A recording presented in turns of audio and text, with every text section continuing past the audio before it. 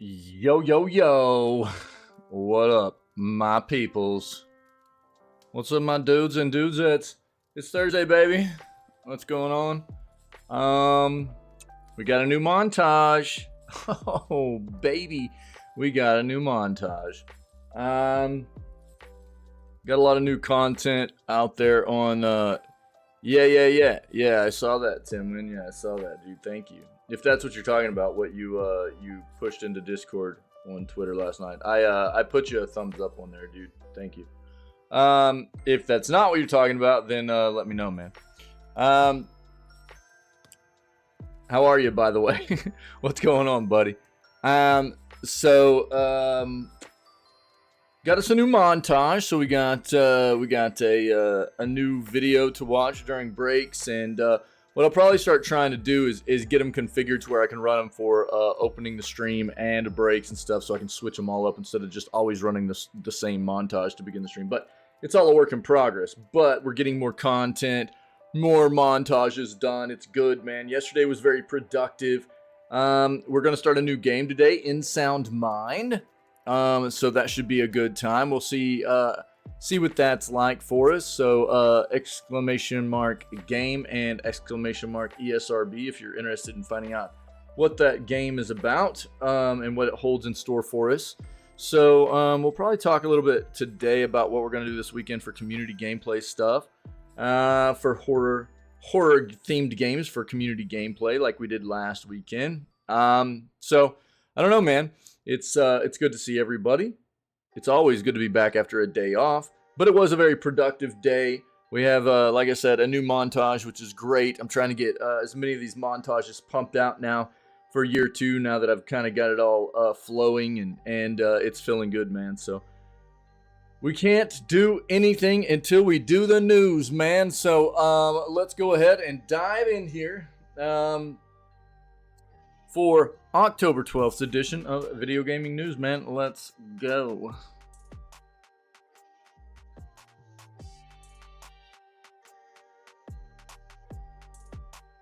Yeah. I mean, is that what you were talking about, Tinwin?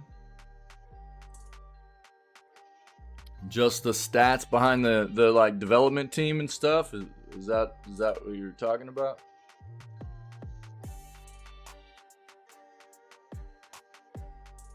Yeah, we knew this was coming, dude. We've talked about this, streaming PlayStation games. We'll pull it up, see how close they are to getting that actual concept coming to fruition for their platform consumers and stuff. We'll pull that up and see.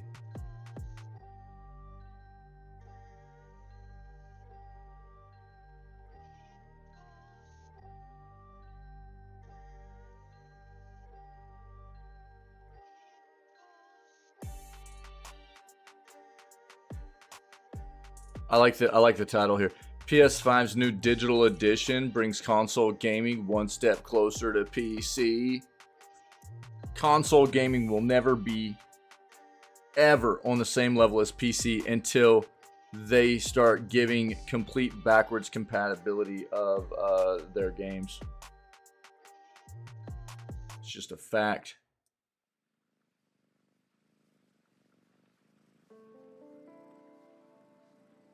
What is this? Disney CEO is reportedly being urged to consider what?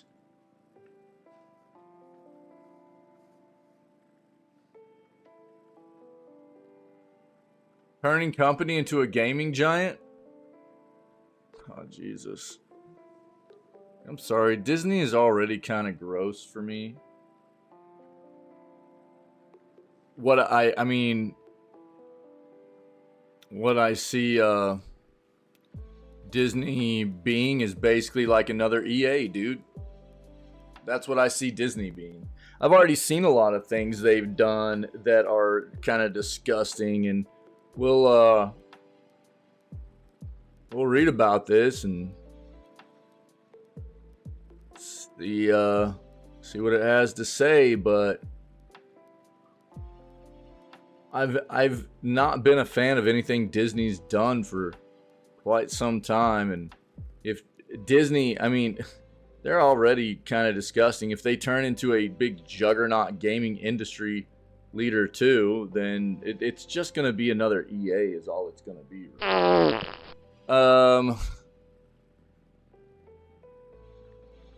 Oh, they're already being urged to buy EA? Oh, fantastic, dude. Great. Yeah, let's go.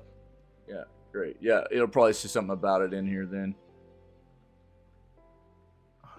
Acquisition to buy major EA. Yeah, okay. Perfect. Perfect. Yeah.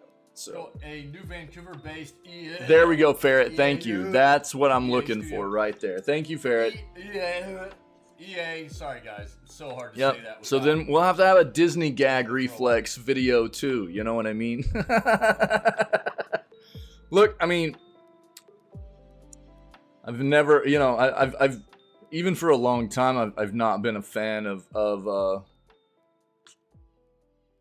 lot of what Disney does to their even movie and TV show stuff. It's a lot of it's pretty off-putting for me, but some of it's okay. But well, this is the thing. I think that you would very quickly probably not be a fan of EA or Disney in the gaming world if they went full force ahead into the gaming industry, because you would see their true colors really. Yeah, I think it's easy to see what Disney would be in the gaming industry, and it would be another EA, dude. I feel very, very strongly about that. Yeah. Because I think it's easy to see Disney being one of those companies that is just very, very heavy about leaning on titles and not being worried about content, you know? They're I could always be wrong, but Disney's already set up to be playing that game, right? They've got a ton of IPs, popular IPs under their label, right? So they've got a ton of stuff to work off of. And would it be amazing if they did it right? Absolutely. But I see it being more of a game they would play like EA does, where they've just got a lot of stuff they would push out, and they would occasionally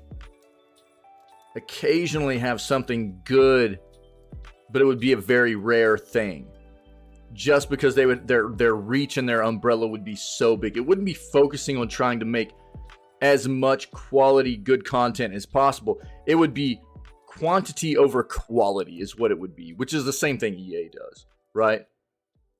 But they wouldn't care because they would have so much content they could push out because they're so big. They know they would just make money, right? That's the big worry for me. And that's gross. We see enough of it already in the industry. Yep, exactly, Ferret. Yeah.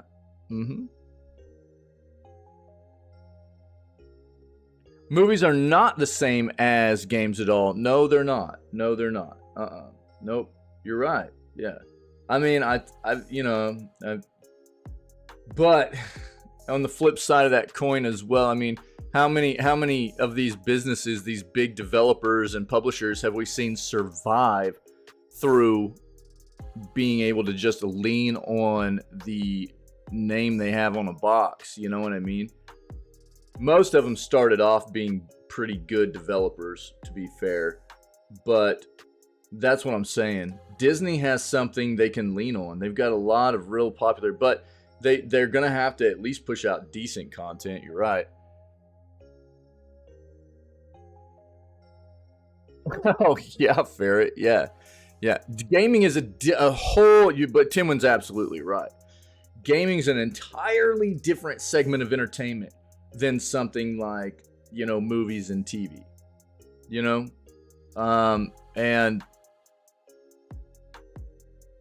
I mean, I feel like it was almost inevitable that they were gonna get heavily invested in this side of. I mean, look, that most companies have already pivoted heavy into the gaming industry because there's too much money to be made, you know. So, and I mean, Disney's been a part of it for quite some time, but I mean, even just from the I mean, even take a look at something as small as like Disney Speedstorm. I'll give you an example of something even from a micro level of me seeing what Disney does and just being absolutely disgusted. You know what Disney does, even with something like Disney Speedstorm, I found absolutely disgusting because that game, the entire time that game was coming out, they were calling it free to play, right? The game hadn't been free to play, right? They're like, it's a free to play game. No, it wasn't. No, it wasn't. Nope. They were calling it free to play because they were saying that at some point it would be a full release game. And when it was a full release game, it would be free to play. But if anybody wanted to play it while they considered it an early access game, which nobody knew how long they were going to make it an early access game, you had to buy into founders packs and early access packs to play the game. So really what it was they found a kind of loophole as a way to call it a free-to-play game when it really wasn't in the first place. Those are the kinds of Disney mechanics you can expect, right? It's that kind of crap. I'm not a fan, dude. Not at all. We'll have a nice long rant about this, I'm sure, whenever we start talking about their articles, dude. Or we go through that article. Jesus. Oh, gross. What a way to start it, man. We knew this was coming. The first Dead Island 2 story expansion coming next month. Yeah.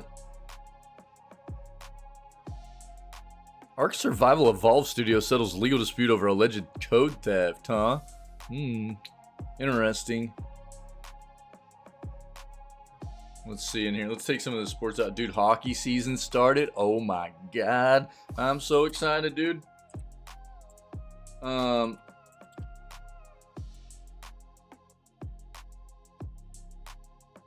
that.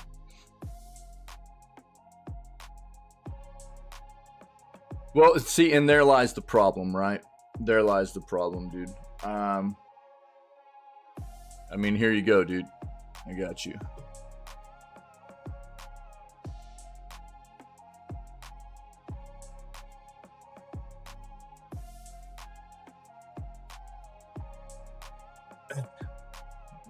That's the issue we deal with day in and day out. They've already greenlit the third one. And the second one, you know, they've already greenlit the third Jedi game, and the second one's not even fixed, dude.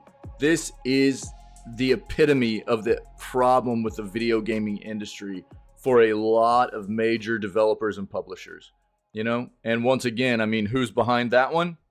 EA. Yeah. Right? Yeah.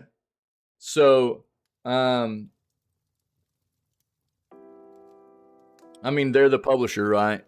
Respawn is their subsidiary that has made it.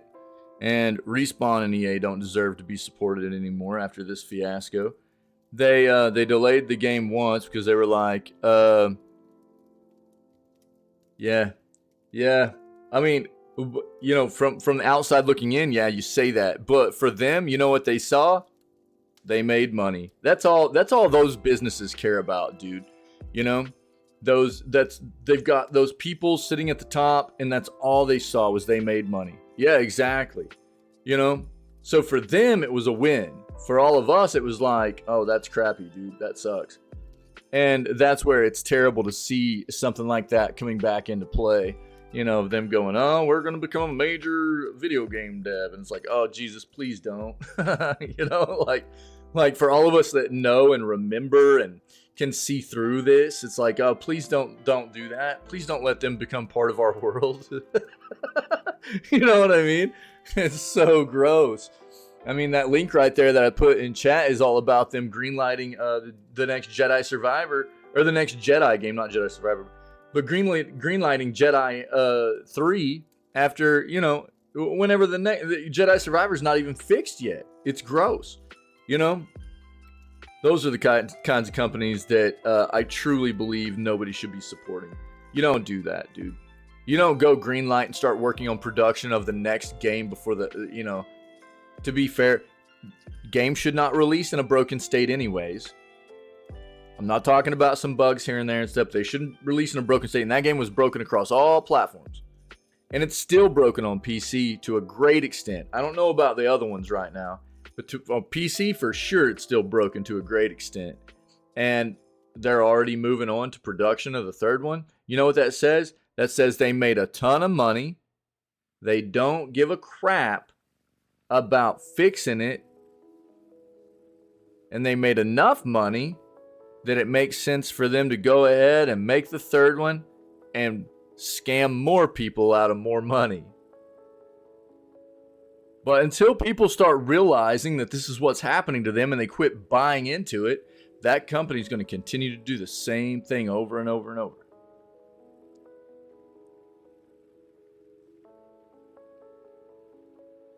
It's gross.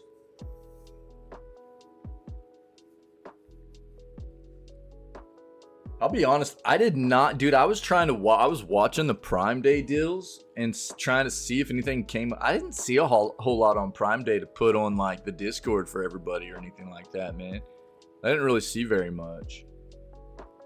So, if anybody was looking for me to be throwing some deals in there in Discord for you and stuff, I was looking.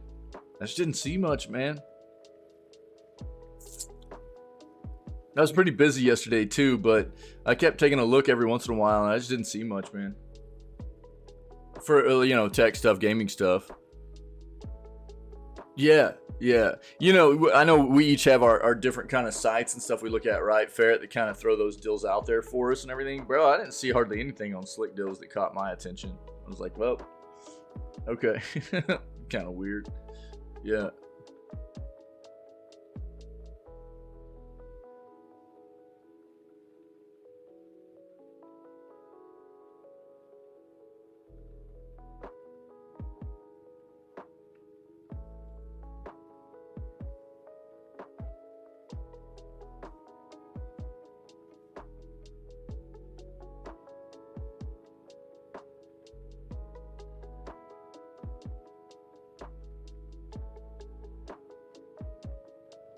Oh, it's so gross, dude. I don't even want to think about a flipping joining of Disney and EA. Oh my god.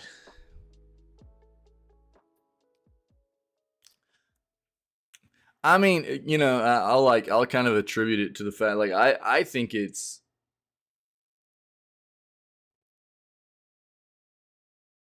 I honestly don't think it was a good thing for Star Wars to be bought by Disney. I don't think it was a good thing for Marvel to be bought by Disney. That's just me. And they even, you know, that's their jam, dude. They've been doing movies and TV show entertainment forever. And personally, I was not a fan of that, you know? 280 for 4 terabyte Samsung 990 Pro. Oh, really? Nice, dude. Nice. Yeah. It's not bad. Yeah. Solid state drives, dude. You remember a decade ago? You remember what a 4 terabyte flipping solid state drive would have been like a decade ago? God dang, bro.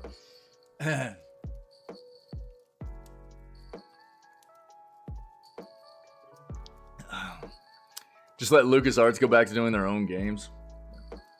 Well, we know that'll never happen.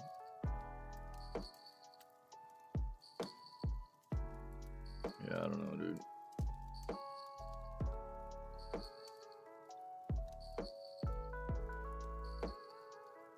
Yeah.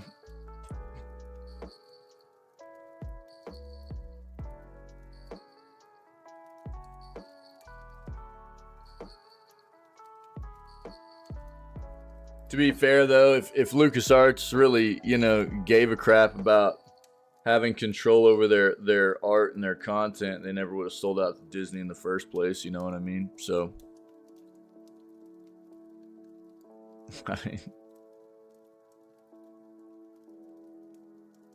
it's not. I mean, LucasArts was fine. It's not like they needed to do that. You know, unless I'm misremembering and they fell in some really hard times or something like that, it's not like this was something that was needed to do by them. They just saw money as well and relinquished control. You know, that's basically what went down. They saw a big old stack of cash from Disney, and we're like, oh yeah, here, you guys want to take it over? Yeah, go ahead. You know what I mean?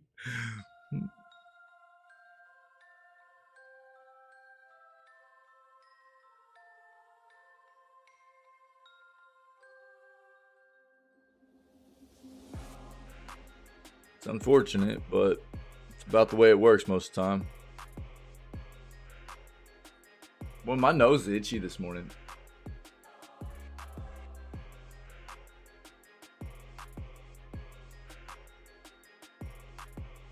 Shout out to all those studios that have stuck to their guns and not sold out, though. You know what I mean? Love seeing it.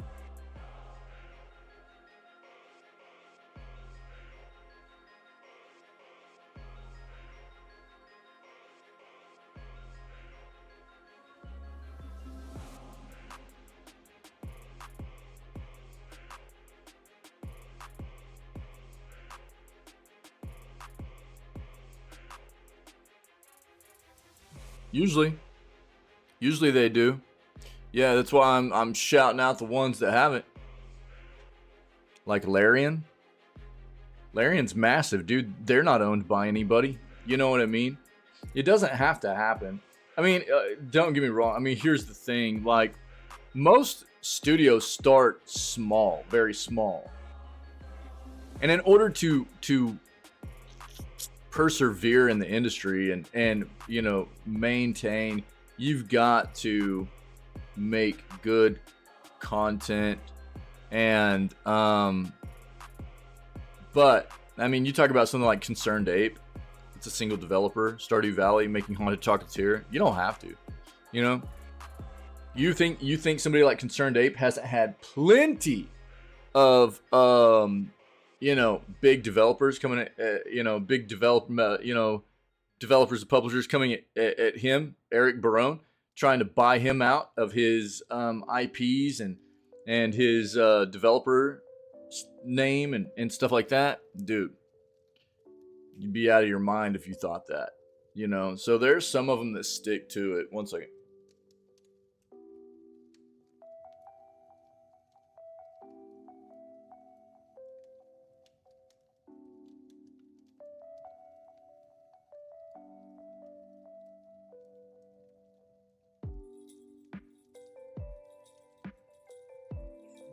Sorry, goes. Yeah. Yep.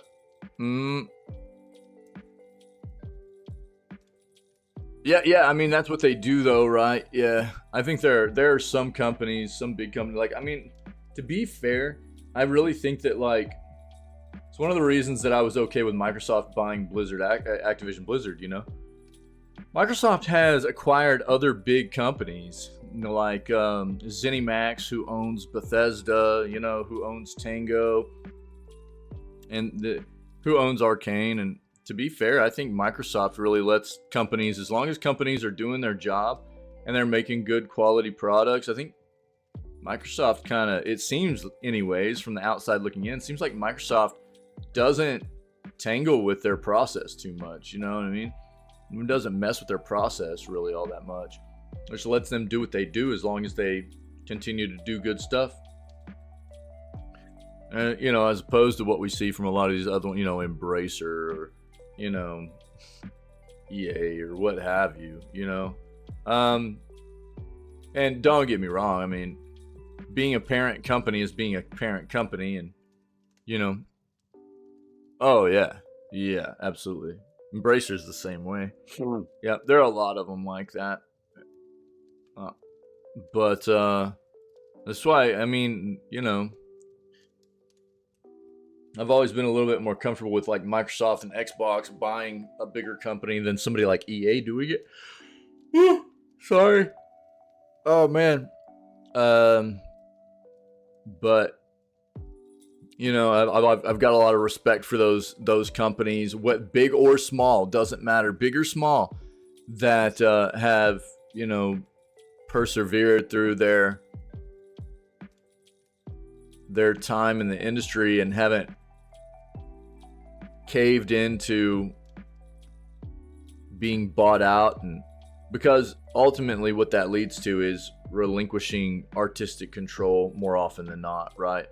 Relinquishing artistic control, it becomes a numbers game instead of being a game about, you know, bringing your passion to the table and your art, you know, the passion of your artwork to the table for content for people to enjoy and stuff. It becomes a numbers game quite often, right? So you're just saying that because they own Bungie, dude. Get out of here. I'm just playing, bro. Yeah, I don't think Sony's too bad either. Yep. Yeah, lol, bro. I don't think Sony's too bad. Yeah. But there are a lot of bad ones out there, that's for sure. And there are a lot of companies. Like, I mean, it is Relogic, you know what I mean? Terraria, they're not owned by anybody, are they? Relogic?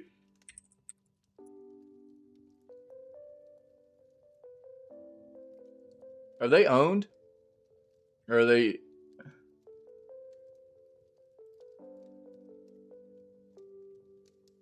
Independent game developer. Yeah. I mean, look how long they've been doing stuff, dude. You know what I mean? 12 years. 12 years, bro. And they're insanely popular. You know what I mean? For what they've done with Terraria. And they still haven't... You think they haven't, you know... Yeah, I knew that, dude. I knew that. Yeah, you told me about that. Yep. Not too long ago, right? He actually, from what you've told me and everything else I've heard about that individual, he seems like a very cool person, man. And, you know, I mean, this is just another example. If you think that there aren't other companies that have tried to buy out Relogic, people would be insane. You know what I mean? After what Terraria has become and how popular, you know, that game is, and, you know, but they've stuck to their guns, dude, and remained a private, independent studio. And you know, quite often we think of independent studios being small studios, but that's not always the case either. I mean, you look at, again, Larian Studios, right? Larian's massive, but they're also independent. They're private, you know? Look how old they are, 27 years. They haven't been bought out, you know? Now I want to go play Terraria again. You know, so I mean, I think there's something to be said for, you know, some of these companies that have remained steadfast in that pursuit of being who they are and not being under some other company's thumb, you know? And because we've seen how that's played out for so many people and so many other companies, and more often than not, it's not a pretty picture. Yeah, it's actually pretty devastating. Yeah, and I think that it comes down to that parent company. Again, more often than not, impressing unrealistic expectations. Also, you know, whether it be like time constraints or, you know, what have you, but also just not letting the studio go through their normal process, put their actual passion into the games anymore and stuff like that. And quite often it results in their demise, I think, you know? Yeah. Yo, that's awesome, dude. I love to hear that. Yeah, that's great, dude. That's great. Yeah. I love to hear that, man. That's a big deal. That goes a long ways with me, dude. The whole support thing, that goes a long ways with me.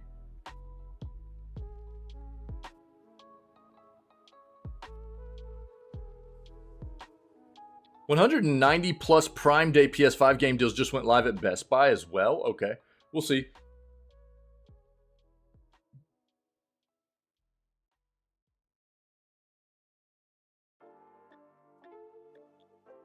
Hey, dude, how's your head been, man? Are you everything kind of level out for you? I know you've been dealing with some stuff, man. Yeah, 4K gaming monitors are getting cheaper. Still won't buy one. I don't care to have a 4K gaming monitor. To be fair, it really doesn't bother me not having. I mean, I run at 1440p. I'm much more worried about, like, I feel like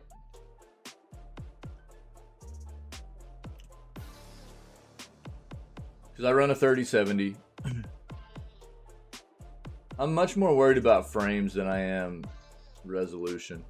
And running at 1440p allows me to stream through my card, get a nice resolution, and be more invested in trying to get the most I can frame-wise out of my games than you know, worrying about 4K.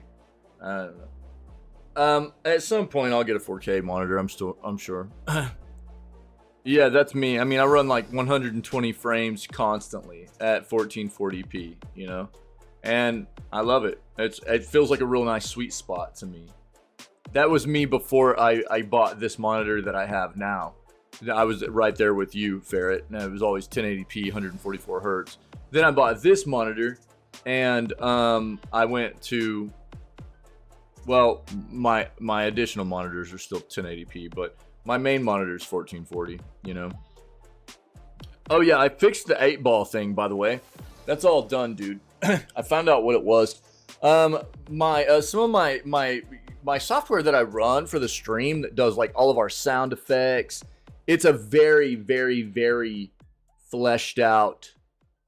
It's got a lot of stuff that it can do for the channel and the stream, but it does all of our like redemption stuff, our gifts, our a whole bunch of that kind of crap.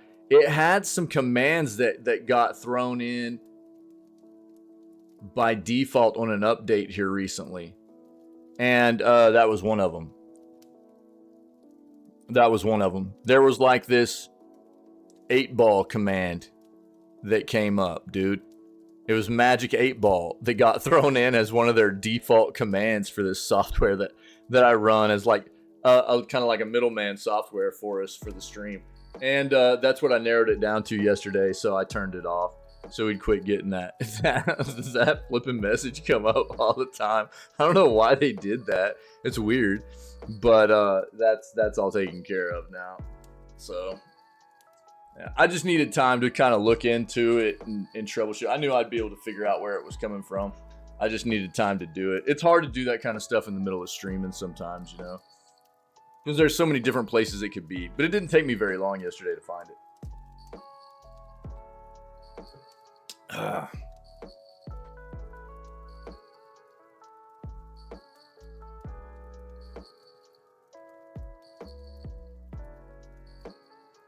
Pixel Ripped 1995. Is that on Steam? This game looks pretty cool. Yeah, it wasn't a big deal, but I start typing glad. Oh, Jesus, dude. Oh, my God. That's where I'm at right now. Very positive so far. 97%. If that had more reviews, it would be overwhelmingly. If you're not familiar with what this game is, then that is the right one, right? Yeah. This game looks pretty cool. Take a look at it. I think it runs on VR as well, doesn't it? Yeah, it's got VR support. It's very retro, old school. It goes through a lot of different kinds of genres of games and stuff. It takes you through. Pretty wild. I think it's like almost like you being sucked into like the game, like a game, almost like a Tron kind of thing. You know what I mean? The premise of it, anyways. It's kind of dope. We've seen it before. We've looked at. I'm not gonna take a deep dive into it, but it does look like a cool game. Let's look at our other search real quick. Yeah, that whole thing was like, it was just annoying. It wasn't like a big deal, you know. If it had been a significant issue for the channel and the stream, I would have worked on it in the middle of the stream. I would have figured it out. But the fact that all it was like a line of text that was coming up in addition to running the 8-ball stuff, it was like, I'll figure it out later. Especially since the next day was a day off, you know. Yo, by the way, check this out. I'll run it in between the news and starting gameplay today, but we got a new montage, baby, right there in chat. And I'll run it today. So what I'm probably going to start working on now is making it to where I can run all of these interchangeably between whether it's starting up the stream or and I started working a little bit, you know, we had talked Ferret about, like, especially during I'm trying to figure out a way to get a nice overlay done to just occasionally have some text on the screen that says, yo, this is, like, you know, you're watching clips and highlights, live content will be back soon, something like that. But I haven't found a way that I like very much yet for an overlay. I'm still trying to work and tweak it a little bit. I just got caught up in a lot of other work yesterday, so I did a little bit of work on it, but I'm still trying to figure it out. I need an overlay for all the like montages to run and just give people that occasionally while they're watching to know that, like, they're watching clips and highlights and stuff. I'll get it figured out. The one I was working on yesterday, man, I just couldn't, it just wasn't hitting my sweet spot, you know? I just wasn't liking it enough. I've got to figure out a better way to get it implemented.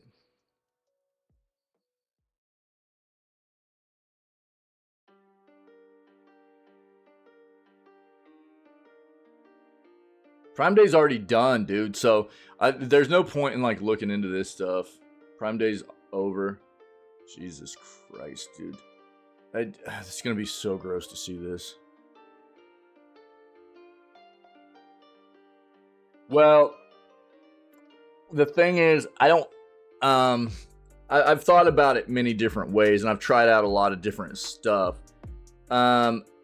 It's anytime I do something like this, yeah, it takes an amount of, like, trial and error. I have to try, like, a lot of times what it is, like, I'll come up with something that I think will work, and then I have to, like, run it. I'll usually run it offline where you guys don't know, like, because I can run it like a test mode of the stream being live where you guys can't actually see that the stream's up. So it's just for me to be able to test stuff, and then I'll, like, see how it looks.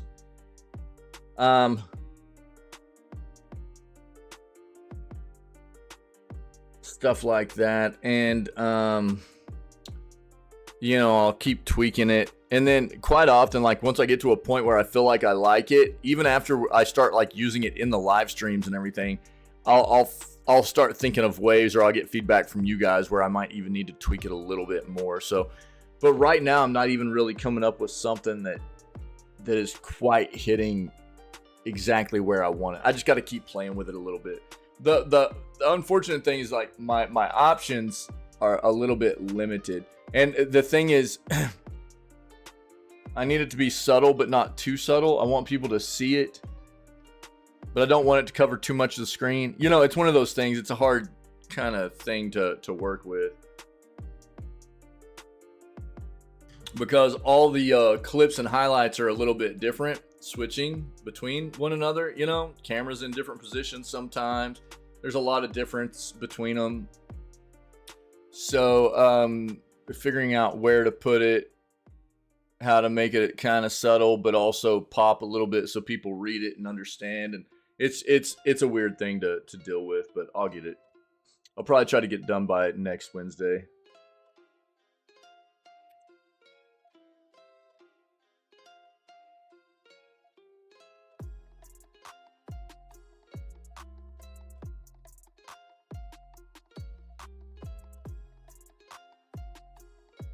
Well, yeah, I mean, I've tried a lot of different stuff, and I'm still working with it.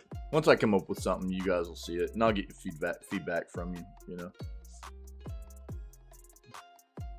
that's basically what I'm like kind of tweaking around with and working with right now, is making it like something close to the top or bottom of the border of the screen, but it's just kind of tweaking it right now to see how I best want to implement it, you know? Bro, I'm not a designer either. You know what I mean? The only reason I mean,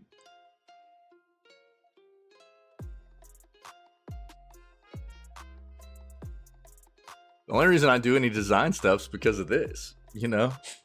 I just do what I think works, and then I get feedback from you guys. That's it.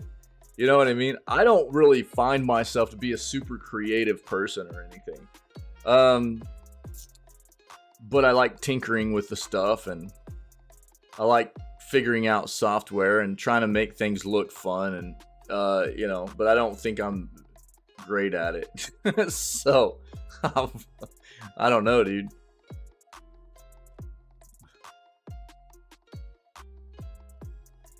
They're gonna avoid that another EU probe. Okay, we'll take a quick peek at that.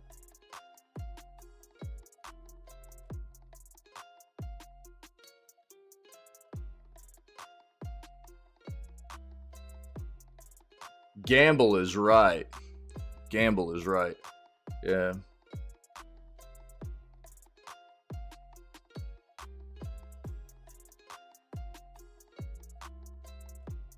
They got Spider-Man shoes from Adidas, dude. That's sick. Check these out. Yeah, those are pretty dope. I wouldn't rock them necessarily, but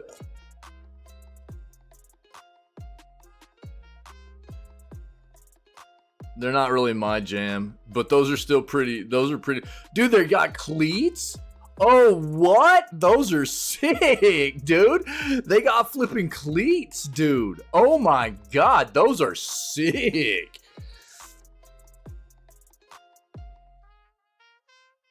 Look at those cleats, bro. Those are nasty. I like those. That's pretty dope. I don't...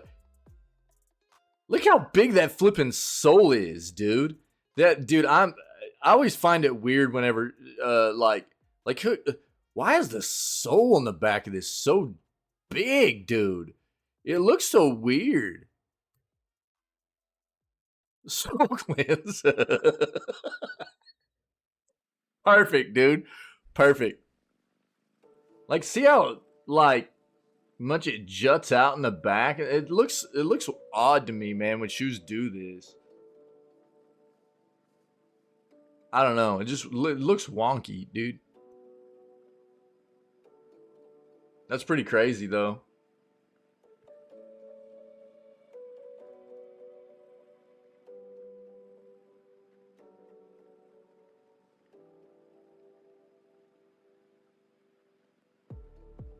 EA Sports FC 24's third title update addresses over 100 issues. Yeah, dude. That's funny. Yo, I should actually make those emotes come up with the command. That'd be hilarious. That's really funny, dude. Well played. Well played. Yeah. That's actually funny. I'll have to try and remember that. That's funny, man. 100 issues being addressed.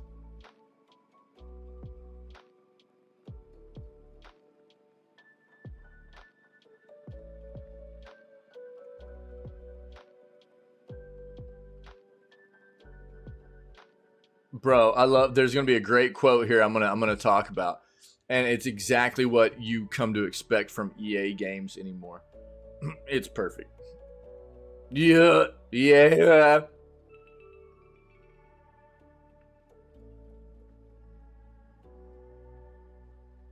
Wait, what is this?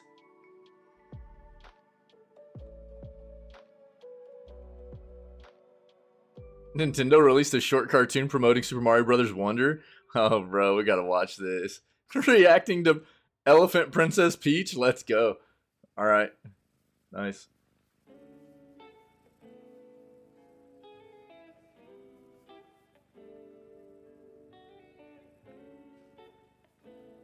Oh, look who it is, dude.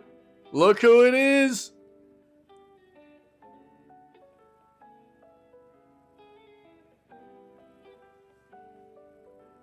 This fool needs to be fired. Ousted from this company once Microsoft takes over.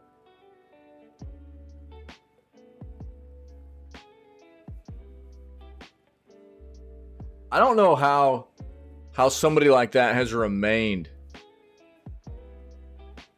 at the top of this company whenever they've dealt with so much internal strife. How does your CEO stay up there? Seems kind of corrupt, doesn't it? After so much internal conflict and strife and mismanagement and stuff like that, there are so many other people that got fired. Yeah. So many other people that got fired over all that stuff, but Bobby Kotick is still there.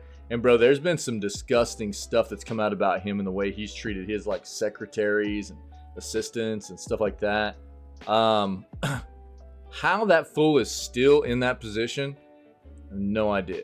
But I think that Microsoft absolutely needs to clean house, and it starts with getting rid of this fool.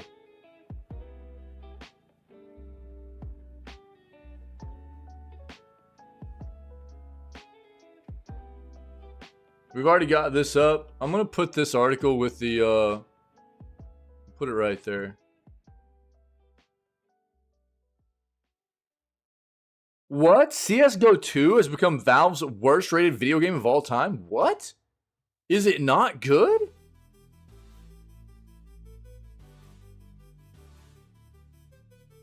Uh-oh. Interesting. This is the first I've heard. I mean, I just expected it to be a pretty decent evolution. It's not like it was... Oh, are they getting, like, bombed or something? Review bombed?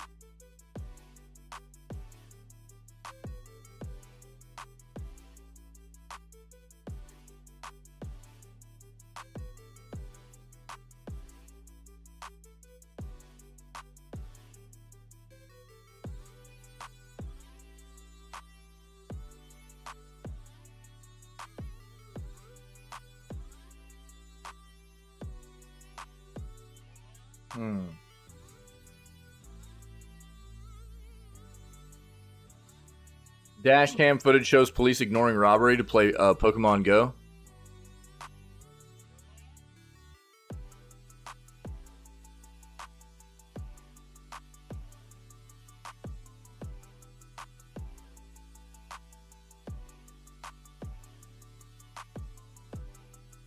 I mean, dude, if this is the case, they need to be fired.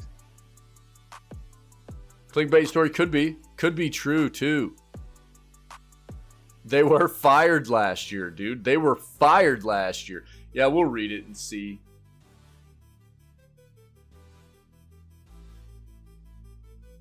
We'll take a quick peek.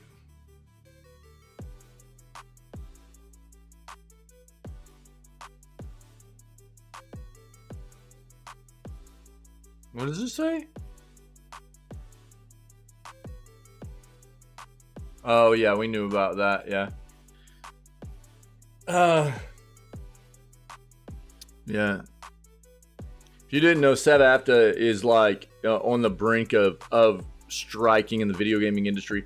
There's been a deal in place since like the mid-2010s for a lot of the actors and like writers and stuff for the entertainment industry that work in the video gaming side of things.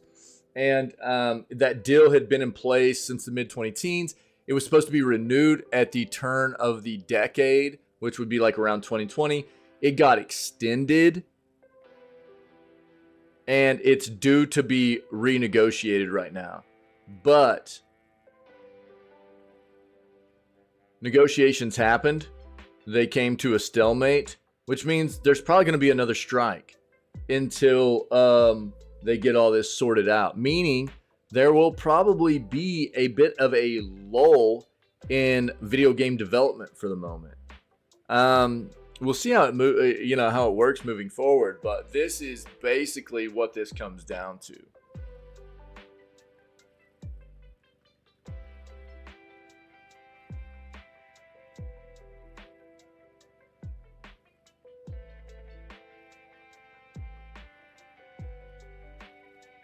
Yeah.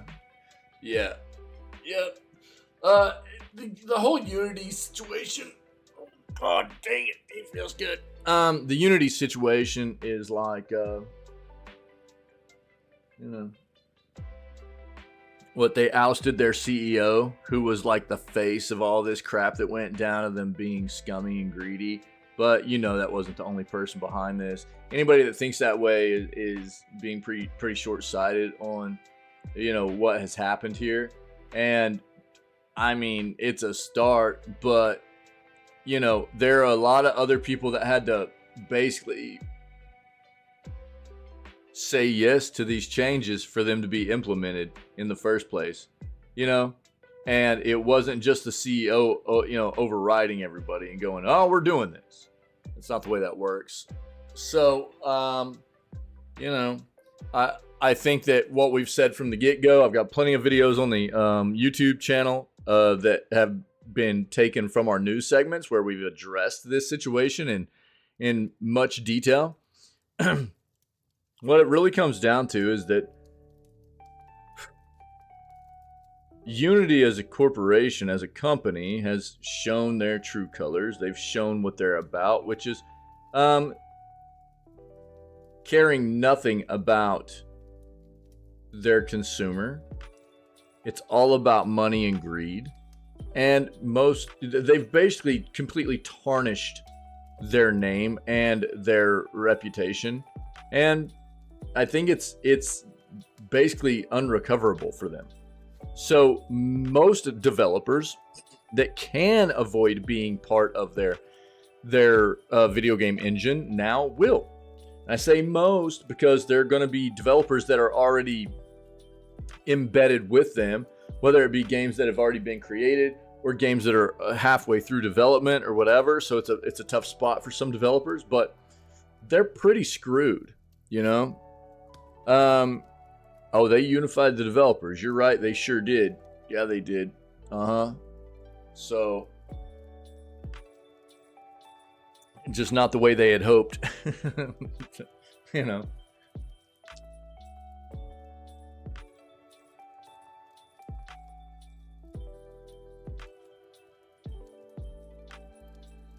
Yep. New Forza Motorsport plagued with software glitches. Love to see it. Another example of a big AAA game being released and being a hot piece of garbage, probably. Nothing new nowadays.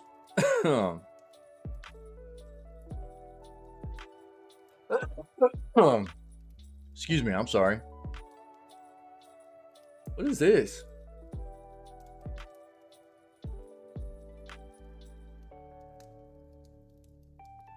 Interesting. Let's take a look at this. Yeah, I know. Yeah, I know, right?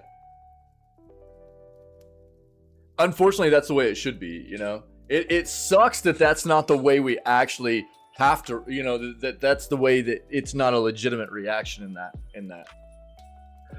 Whenever we find out about a game that comes out that performs very poorly, it's not a legitimate reaction of being aghast, you know what I mean? Because that's the way it should be with businesses being tasked with creating a product for consumers, right? Unfortunately, that's the world we live in this industry of video games, where it's just all too common, right? Where it's become just a meme, dude. We see it so often. We're so plagued with it that it's like satire, dude. We mock it all the time because we see it every single day. every single day. It's just crap.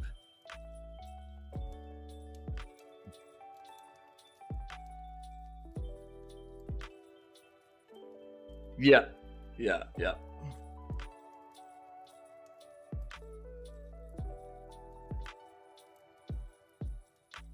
Oh, nice. The EU warns Elon Musk of penalties for disinformation. Yo, nice. Get wrecked, nerd. Sorry. All right, let's go. Let's dive into these articles, man.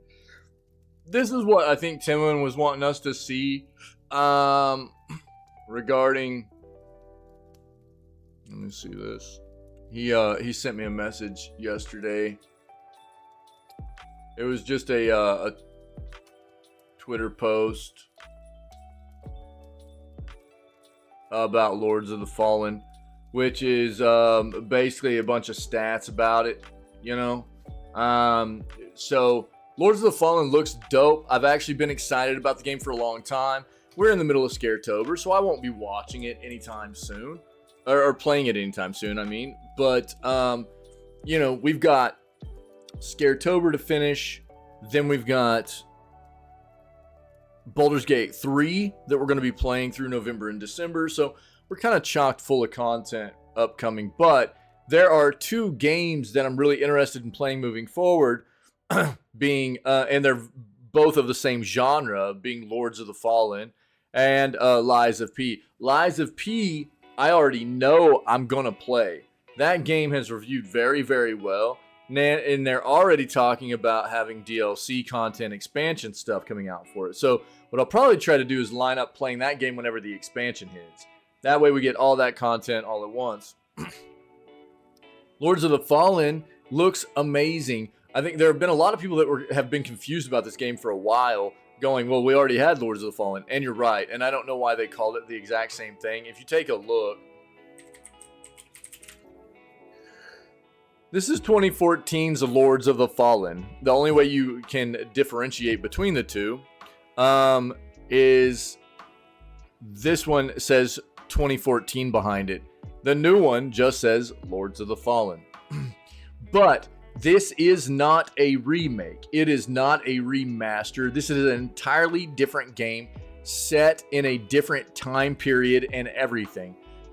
I think it has to do maybe with the same universe and everything, but it is an entirely different game. So people need to understand this is not the same title. It is not the same game. It is entirely different. Okay, so you shouldn't expect the same experience. I think it's set like 1,000 years later or something like that. Something to that effect. Oh yeah, fair. Right on. Yeah, I mean, everything I know about Lies of P so far is that it's amazing. And dude, I followed that game for a long time through development. The premise of it was always very intriguing to me, but I didn't know a whole lot about that development company, which made me a little bit hesitant about the game in the first place. But apparently it's a banger. It's very, very good. And difficult as well, which, you know, I love, man. So here's the thing. This is a shout out to Timwin. Timwin shot this to me. And this is just a quick stat sheet about the game and what people can expect from it. You got 90 internal developers. It was in development for 4 years. Total developers is equal to 400 plus.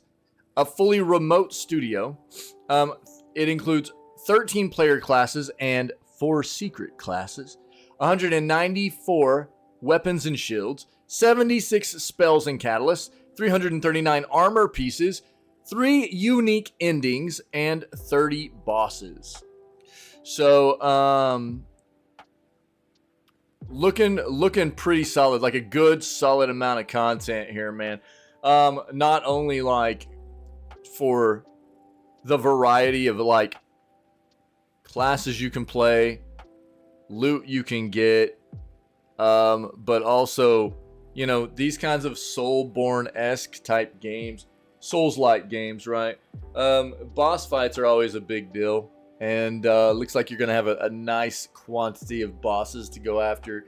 And alternate endings and stuff, different endings, which is awesome too. So I think there are a lot of people looking forward to this. And hopefully it'll be a good release and solid content and everything. So we'll just see moving forward. Let's see what this is. Venture Valley came from Singleton Foundation triumphs. Game from Singleton Foundation triumphs with multiple awards in education and gaming industry. Winners. The Venture Valley game team is excited to announce that their groundbreaking game Venture Valley has received winning recognition from the Serious Play Awards and the Tech and Learning Awards. Additionally, Venture Valley was a finalist in this summer's GEE Award in the Informal Learning category and came in second place in the 11th International Education Games Competition at the 17th European Conference on Games-Based Learning. Nice, dude. It's been honored with the Gold Award in the K-12 education category by the Serious Play Awards. Highlights the game's exceptional educational value, its ability to captivate and inspire students, and its impact on K-12 learning. Best Back-to-Back School Secondary. It's also been named the Best Back-to-School Secondary Solution by Tech and Learning Awards. Prestigious accolade emphasizes Venture Valley's effectiveness as a secondary education tool, particularly in preparing students for their academic journeys. It's a fast-paced business simulation game where players in a risk-free environment take on the highs and lows of being an entrepreneur. It is available for free on PC and iOS and Android, with no in-app purchases or ads. The game was created by the Singleton Foundation for Financial Literacy and Entrepreneurship. These accolades represent a significant acknowledgement of Venture Valley's innovative approach of teaching financial literacy and entrepreneurship through fun and with a medium that the target market understands: video games. That's sick, dude. It empowers young adults to build financial and business basics by capturing kids' interests with a competitive esports style multiplayer play. Players learn real financial and business skills as they grow their business from one small pet walking enterprise to multiple businesses, including a drone factory, a dating app development firm, a robot manufacturer, and many more. Playing against others provides a fun outlet to compete with friends in positive ways while practicing financial skills and business concepts. Venture Valley also has a single-player campaign of 35 entertaining missions. That's pretty cool, man. Sick. Venture Valley. I wonder if it's on Steam, dude. I need to turn off the music, my bad.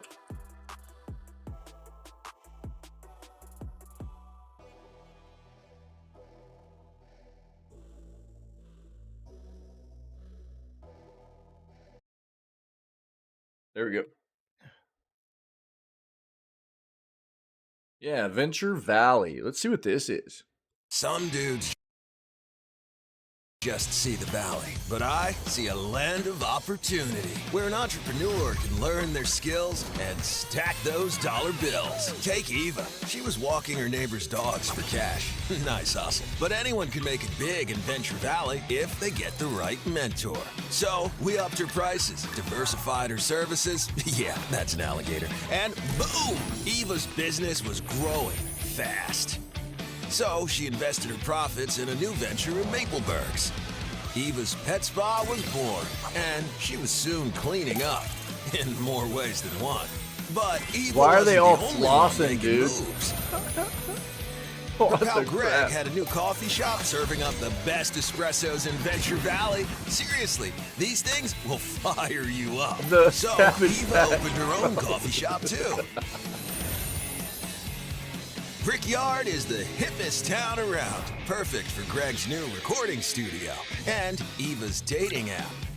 Greg and Eva were smashing sales targets and shaking things up. But nothing comes between good friends.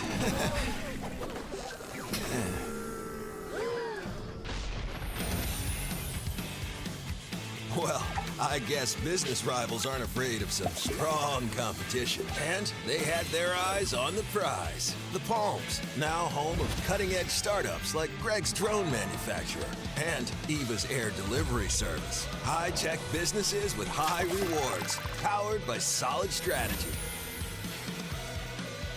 Eva learned to market and manage, invest, and expand. Take And I your think- shot at the big time. Yeah, I And think join we us do. in Venture We do Valley, have his description. We where take that. Let's take his description. What up, dude? Fall 2021. Okay. Always been so-so with sim games like this. Well, apparently, so it's got mixed reviews right here. I wonder why.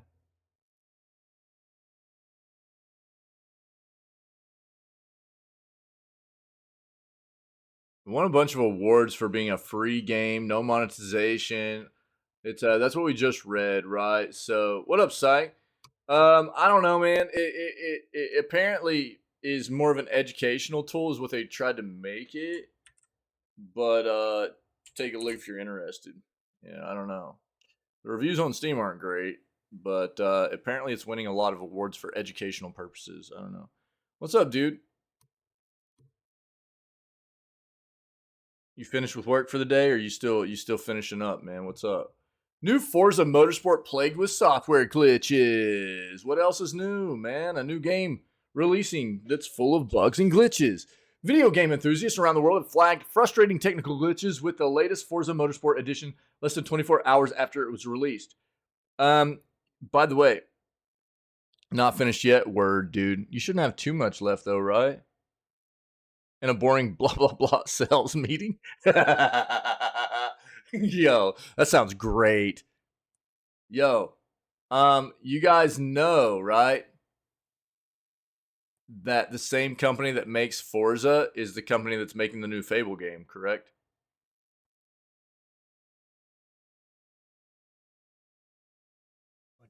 I'll take those balls too, though.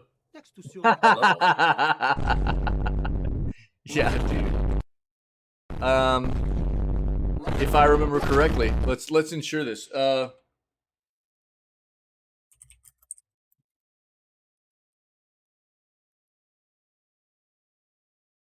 Playground, right? Playground games.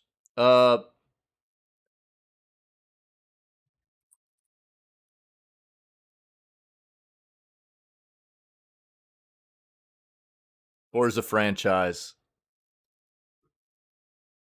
Yup. So here's the thing that I think people need to understand. They've been making Forza games for a minute. And if their new Forza game comes out feeling like garbage performance wise, what are you going to expect from Fable, you know? A game that is a genre they've never even touched before as a developer. I'm all for developers branching out, getting outside their norm, outside their box of what they've traditionally done, you know, for what they create software wise and everything. But Fable is an iconic, long, you know, that's a franchise people have loved for a very long time. Handing it over to a studio that has traditionally only done automobile games was already in the first place a little bit weird. And then you've got things like this happening to their most recent game, and you know that I think that just gives people a little bit of a reason to be skeptical about what Fable is going to feel like when it releases, you know?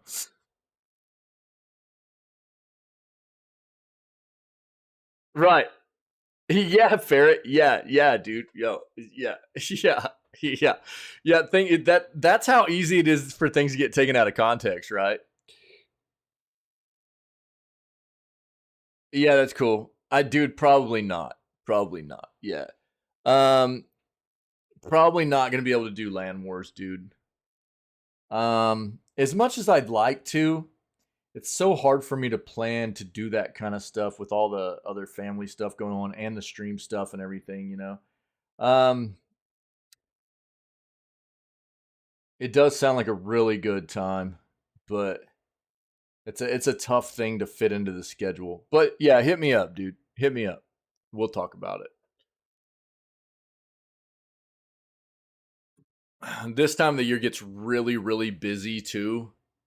Um, Lots of family stuff going on, and then holiday stuff coming up and everything. It gets kind of nuts. So, but yeah, hit me up, dude. So, the latest version of Forza Motorsport video game has frustrated fans around the world who have reported technical glitches within the first 24 hours of going online. The 8th version of the popular Forza Motorsport video game debuted globally on 10th of October and introduced more than 500 cars, more than a dozen new racetracks, and monthly updates said to include online events. However, a number of Forza users around the world have already reported a range of unusual technical bugs and glitches in the new racing game. Yo, I know, Ferret. I'm sorry, dude.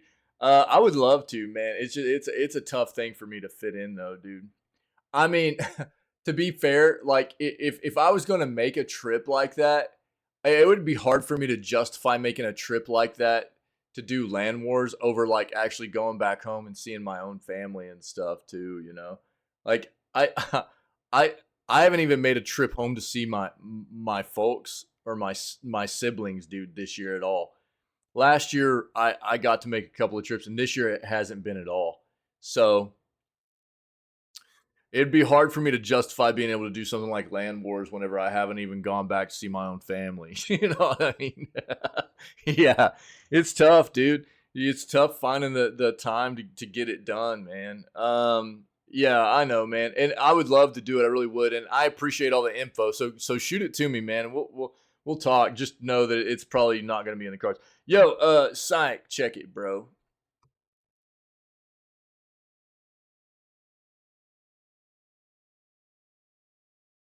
Because it is a really interesting thing for me. LAN Wars is. It really is, dude.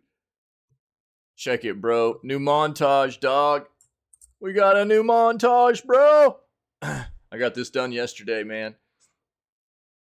There you go.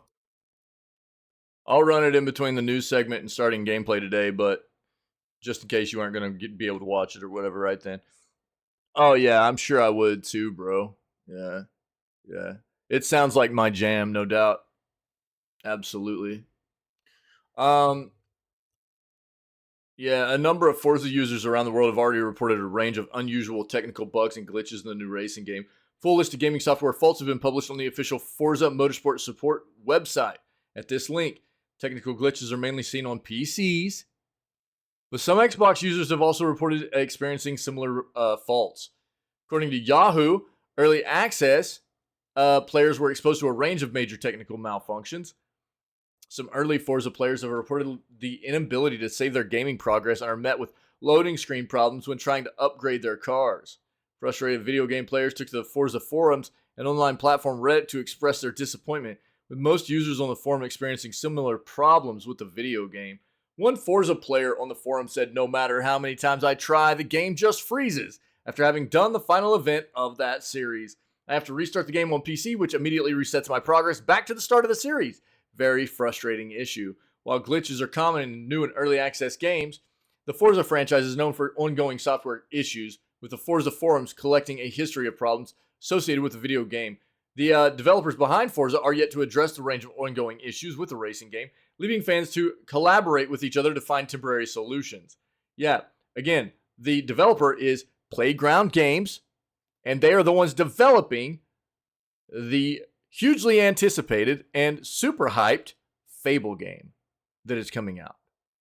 So look, people should be hindering their expectations, and I don't think people should be pre-ordering or buying Fable on release. Seeing what they do with the Forza games, and the fact they've never done a game in that genre before of what Fable is, people should be very hesitant, okay?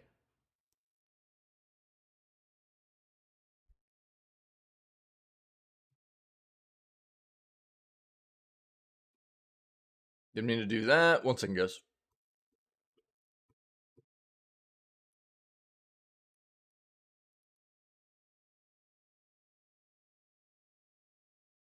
Wait. Yeah.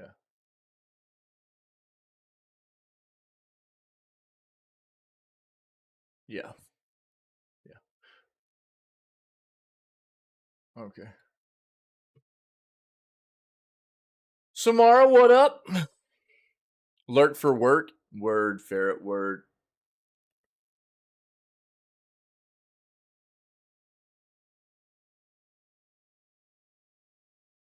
Nobody called you by your middle name? There's only one person that calls me by my middle name. And when they do, I know I'm in trouble.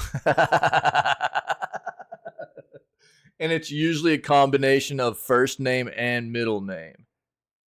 So they go, OutsiderAntics, and I go run and hide. You know what I mean? Yeah.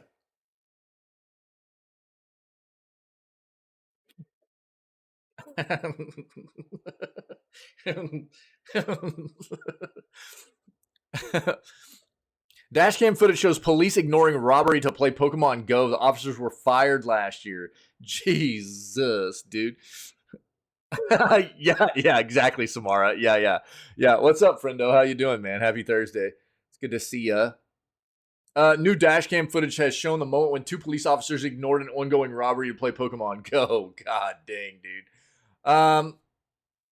The 2 Los Angeles Police Department officers were fired last year for willfully abdicating their duty and spending approximately 20 minutes playing the mobile game.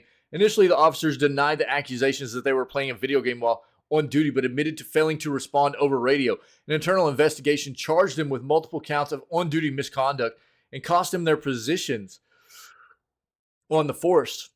In the dashcam footage that was edited by tech news outlet 404 Media, the officers are heard excitedly talking about a powerful Pokemon in the local area. They then laugh when they realize that they've driven the wrong way down a one-way street and pull an illegal U-turn to return back down the road. Wow.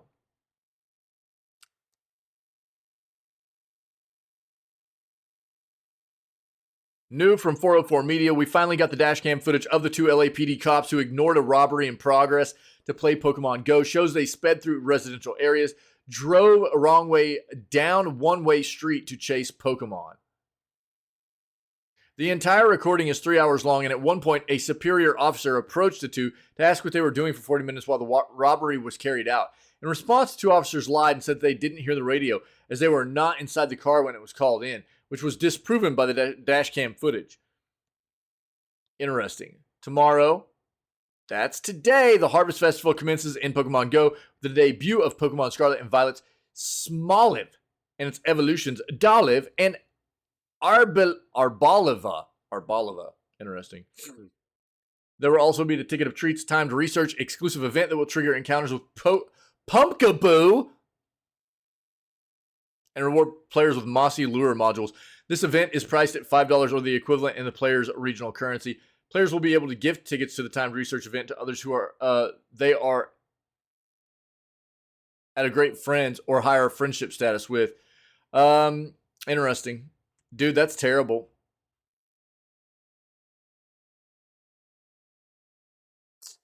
I don't know. Play stupid games. Look, I'm not calling video games stupid, but you know, this is everything in moderation. You know what I mean? You neglect your responsibilities and your duties and things like that. I was getting ready to say play stupid games, win stupid prizes, but I mean, you know, I'm not talking about like this game being stupid. As a matter of fact, I've got community members, Pinky Gaps, that got me started playing Pokemon Go, and it's actually a lot of fun. But, you know, if you're supposed to be protecting and serving the public, you know, in a law enforcement capacity, and you're not doing that because you're busy catching Pokemon, you probably shouldn't be in that position anymore. You know what I mean?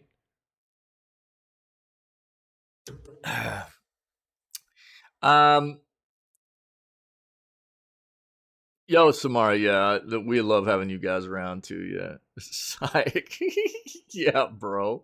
Hear about the Tupac case being solved? I've heard a little bit here and there. I didn't know if it was legit. You know, I haven't heard a whole lot about whether it's entirely truly being solved or what. You know, so I don't know. I'll have to look into it a little bit more. CSGO 2 has become Valve's worst rated video game of all time. Oh dear. Counter-Strike 2 has already become Valve's worst rated game of all time on Steam only a couple of weeks after it was released. This is kind of wild. I wasn't expecting this. Counter-Strike 2 was launched on 27 September on PC as a free successor to the incredibly popular Counter-Strike Global Offensive. While the thought of a new and improved successor may sound exciting, fans mourned the fact that its release spelt the death of their beloved CSGO. That sense of disappointment has now only increased as players claim that Counter-Strike 2 pales in comparison to its predecessor. Isn't it just like kind of an evolution? It's almost like what Overwatch 1 to Overwatch 2 was, right? Except without the scummy monetization, I think. Already, the game has been review bombed on Steam, with fans complaining about the absence of certain multiplayer maps and modes, although these will hopefully be added further down the line. It's had a major impact on Counter-Strike 2's rating. As reported by Insider Gaming, Counter-Strike 2 is already Valve's worst rated game of all time on Steam. At the time of writing, the recent reviews are classified as mixed. Quite confusingly, though, Steam has merged CSGO's reviews with its successors, seemingly boosting the ratings of the new release. However you feel about the update to CS2, CSGO should not have been delisted. Also, merging reviews of Go into 2s is very dishonest, wrote one Unser. I think that's supposed to be user. Releasing an unfinished game and removing the original. Good job. Sarcastically declared another, while one review read, what was the point of releasing this? A large amount of features and modes that were in CSGO are just gone. Similarly sad picture on Metacritic, with users rating the game a measly 3.0 to compare to other Valve's titles. User Metacritic scores. CSGO sits at 7.2. Half-Life at 9.1. Left 4 Dead 7.8. Can't imagine Valve reinstating CSGO, but hopefully we'll see various modes and maps added in Counter-Strike 2. Yeah, I don't know. I think everybody's going to have a bit of a different...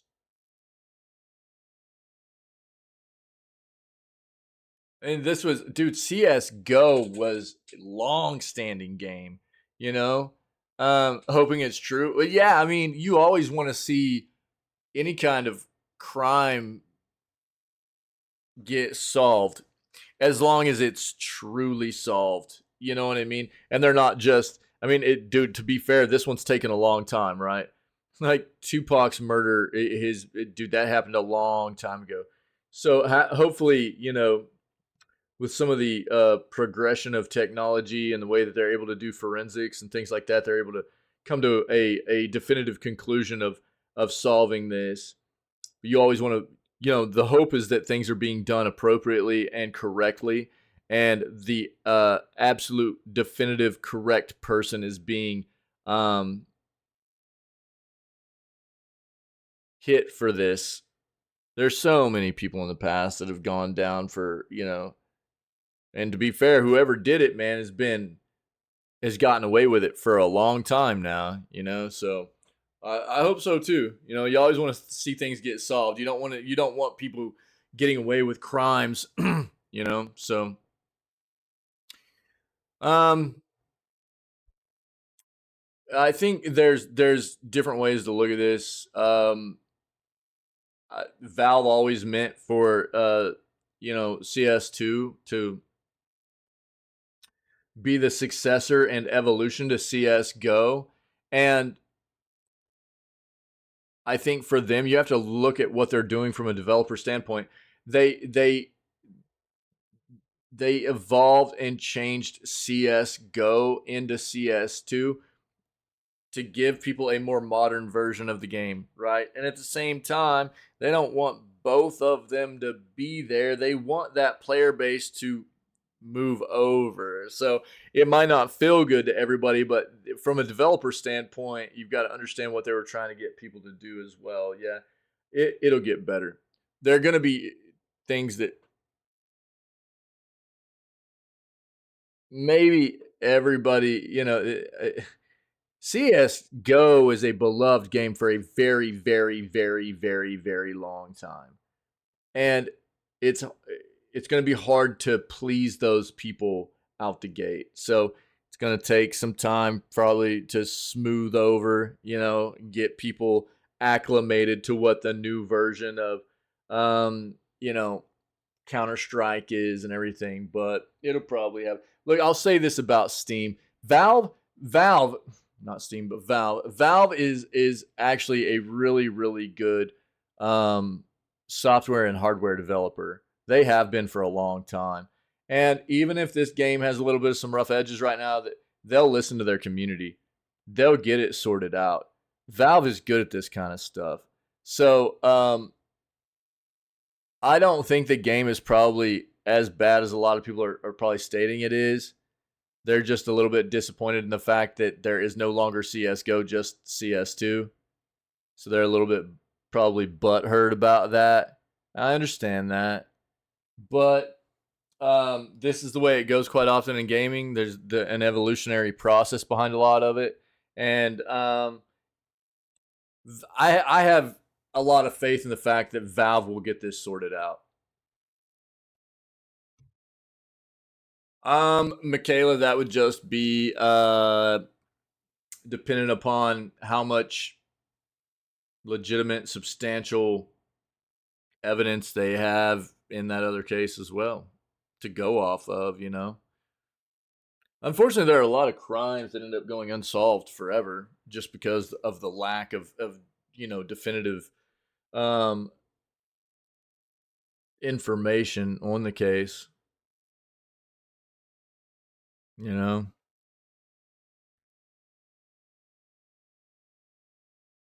Nintendo's short Super Mario Brothers Wonder cartoon shows Bowser reacting to Elephant Peach.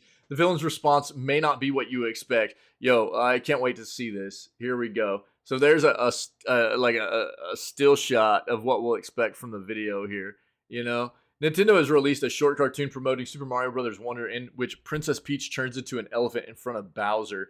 The video appears to be one of a series of short cartoons set to be released by Nintendo of Japan as the game's release approaches. In the short, Peach is playing with some butterflies when Bowser appears and offers her a flower. An uninterested Peach is distracted when an elephant fruit, a new power-up from Super Mario Bros. Wonder, bounces past her. Peach grabs the power-up and is instantly transformed into Elephant Peach, stunning Bowser, who then reacts in a humorous manner. Video can be seen below. Let's see what this is, dude. Huh?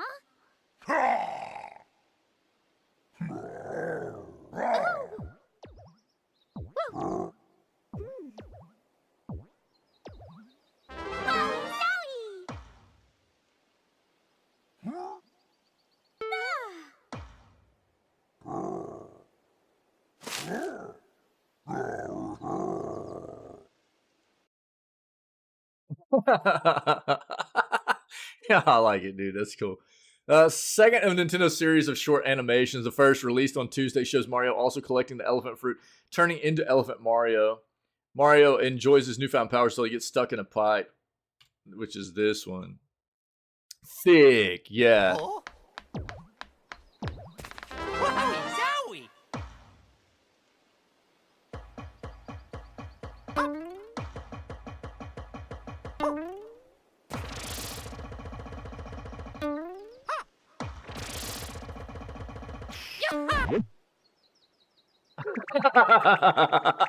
That's actually pretty good, dude.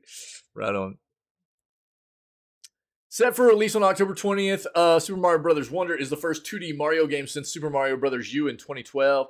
The game appears to introduce the most significant changes to the classic formula since the 1990s, with a new art style and a wonder mechanic, which transforms stages in surprising ways. In VGC's recent Super Mario Bros. Wonder hands-on preview, we said the game feels like a modern Super Mario World, which is, dude, that's good. Super Mario World was a lot of fun back in the day. Wonder is definitely looking like an incredibly promising step forward for the Mario Brothers series, we wrote. Can it live up to Mario's heyday? There's only a little over a week left until you find out for yourself. Cool, man. That's pretty cool. Everybody knows how I feel about EA around here, right? I'm not a fan. Yeah. I'm not a fan of EA, dude. Even the slightest. EA Sports FC 24's third title update addresses over 100 issues. Thank you. Thank you, Sai. EA Studio. There we go. EA, sorry guys. Sums So it up hard to say that perfectly. without wanting to throw up. Sums it up perfectly. Yeah, thanks, buddy. The patch was released on Thursday morning for all platforms. So this morning there was a patch released addressing over 100 issues. More issues for their third patch. Now there's a specific quote down here that it resonated with me, okay? So title update number 3 addresses over 100 issues while making various gameplay, audio, and visual changes, according to the official patch notes, which we've republished in full below. Among many fixes, the patch addresses an unusual bug that was preventing players who have Ada Huggerberg in Ultimate Team mode from using her. The patch was rolled out on Thursday morning for all versions of the game. It was released in late September for PS4, PS5, Xbox One, Xbox Series X and S, Switch, and PC. The game has made a strong start, according to EA, perhaps even bettering last year's FIFA 23 launch. EA Sports FC 24 attracted, quote, more than 11.3 million players worldwide, including through EA Play during its first week, the company claimed recently. In comparison, a similar press release announcing last year's record-breaking launch of FIFA FIFA 23 said the game reached 10.3 million players in its first week. However, it didn't specify if the figure included EA Play subscribers who may have trialed the game but not purchased it. EA announced last May that it was ending a near 30-year partnership with FIFA and that it planned to launch a new football series. Now, EA Sports FC 24 isn't the huge departure that we'd hoped for, VGC's review of the game concluded. While Ultimate Team devotees will likely be happy, the rest of the game feels like an afterthought in the transition away from the FIFA license. This is literally the way EA addresses every single one of their sports games, okay? Every single one of them. For the longest time now, which is why I quit playing their sports games a long time ago. They literally care nothing about the game in any other fashion besides focusing on Ultimate Team, which is where they make extra money from loot boxing. Yeah, from gamble mechanics. That's all they care about. So, not only do people go pay full AAA price tag for these games, but they literally don't care to do anything for the game and other than focus on the Ultimate Team modes. It doesn't matter if it's hockey or Madden or their EA Sports FC titles or whatever, dude. Every single one of their sports titles has an Ultimate mode, which is all about gamble mechanics and paying extra money to play in those mechanics. And that's all they focus on trying to improve. Any other sport mode, any other mode of the game, playing in like just a single player campaign season mode or whatever, it's terrible. It's the same crap that they've done forever now. And it's so flipping gross, man. So you can read all this stuff about some of the stuff they've addressed now. If you want to take a look, I'll link this for you, but EA can get wrecked. It's a terrible, terrible company, dude, in my opinion.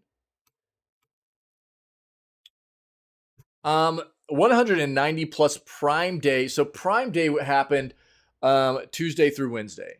So Tuesday through yesterday, right?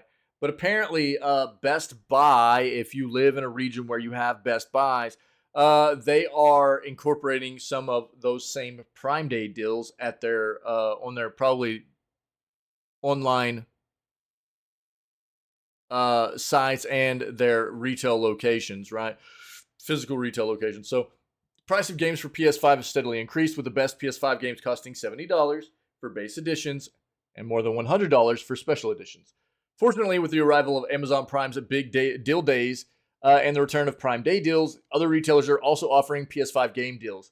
One of the top sources for discounts is Best Buy, which has slashed the prices of some of the best RPGs for PS5 and best PS5 games for kids. They've selected some of the top picks first for the sale. You should take a look at what else will catch your eye. Elden Ring's 50, Jedi Survivor, which I highly recommend people just do not support. This is an EA and Respawn game that is still a broken mess across multiple platforms, especially on PC. They do not deserve to be supported in people purchasing this game, in my opinion. So I would highly recommend just staying away from this. Also, really like the deal on Horizon Forbidden West Launch Edition, $45. Horizon Forbidden West is getting a complete edition very soon, though. Understand that. Complete edition of Horizon Forbidden West is hitting. That is going to include the Burning Shores DLC and a bunch of other content in it and stuff like that. So launch edition, I don't think we'll have all that. So be aware of that. If you're an RPG fan, Crisis Core Final Fantasy VII Reunion Standard Edition is $27 instead of $50.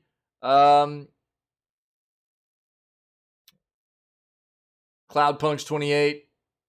Returnal's $32. Nice. Returnal's supposed to be very good. Dying Light 2 is $30.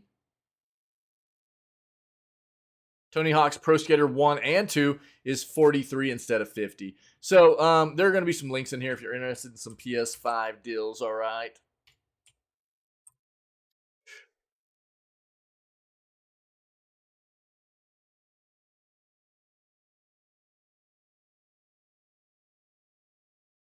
Are they in the Discord? I don't know if I saw them in the Discord. Dude, I was super flipping busy yesterday. I got a new montage done. If you guys didn't see me link it before, I'll link it now. I'm gonna run it before the. When did you post them? I'll take a look at them. I will take a look at them. Let me see this. Yeah, they're in the Discord. Yeah, I'll take a look some more. Thanks. There's the new montage. I'll be running that montage while I take a break in between the news segment and playing games today. But if you guys want to take a look at it, it's on the YouTube channel right now, so you can take a look. That's the second montage of clips and highlights that I got made up just from our year 2 content. So that's the new one. I got one made last week. I got another one made yesterday. So we're getting some fun little montage stuff done. Microsoft's Activision acquisition is reportedly set to avoid another EU probe. Nice. This is going to happen really quick, guys.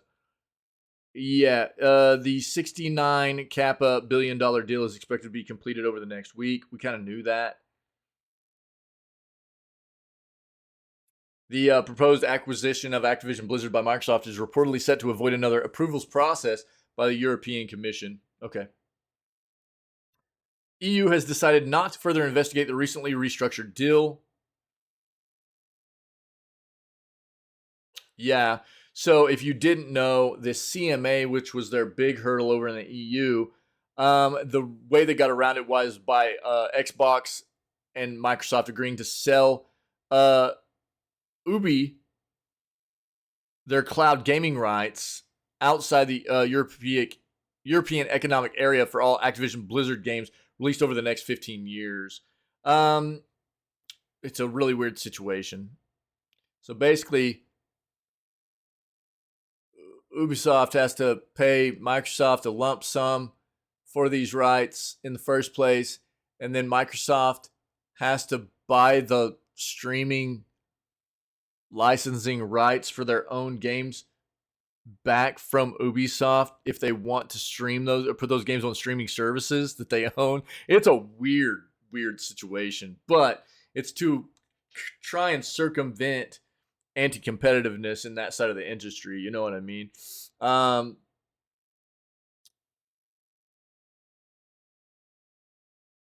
Yeah, the Federal Trade Commission is still trying to appeal the initial judgment, which basically said that Microsoft could move forward here in the U.S.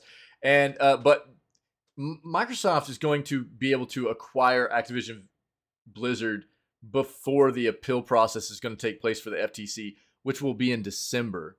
That's when the FTC is going to get their appeal hearing and everything. And even if their appeal process is allowed to move forward, the FTC being willing to take on Activision or being willing to take on Microsoft and their acquisition of Activision Blizzard after it's already taken place is probably not going to happen. So that's not really a big concern there. Ark Survival Evolved Studio settles legal dispute over alleged code theft, and in a surprise twist, they're now helping to re-release the game they said ripped them off. What? Studio Wildcard and parent company Snell Games forced Myth of Empires off Steam in 2021, saying it was built using stolen Ark Survival Evolved source code. A dispute between Ark Survival Evolved developer studio Wildcard and the makers of Chinese strategy game Myth of Empires has come to a happy ending as all parties involved said they're now going to work together to re-release Myth of Empires on Steam and other platforms in early 2024. Trouble began in December of 2021, shortly after the launch of Myth of Empires on Steam, when Studio Wildcard noticed a number of similarities between that game and Ark that it believed were more than just a coincidence. Studio Wildcard developers then examined code headers and the Myth of Empires executable and said they found proof that it was actually built upon the Ark Survival Evolved source code. Wildcard's parent company, Snail Games, alleged that the source code had been stolen by key employees of Myth of Empires developer Angela Game, who had previously worked at Snail. Summary of that evidence was presented to Valve, which removed the game from Steam on December 3rd.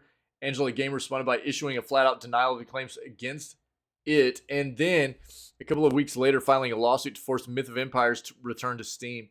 Snail Games and Studio Wildcard fired back with further details about what it called a brazen theft of Snail USA and Wildcard's intellectual property. That claim was bolstered by a statement by Bastian Suter, CEO of anti-cheat maker BattleEye, who said his own independent investigation revealed that Myth of Empires executable contains several unique strings used by BattleEye integration code, which are also present in Ark.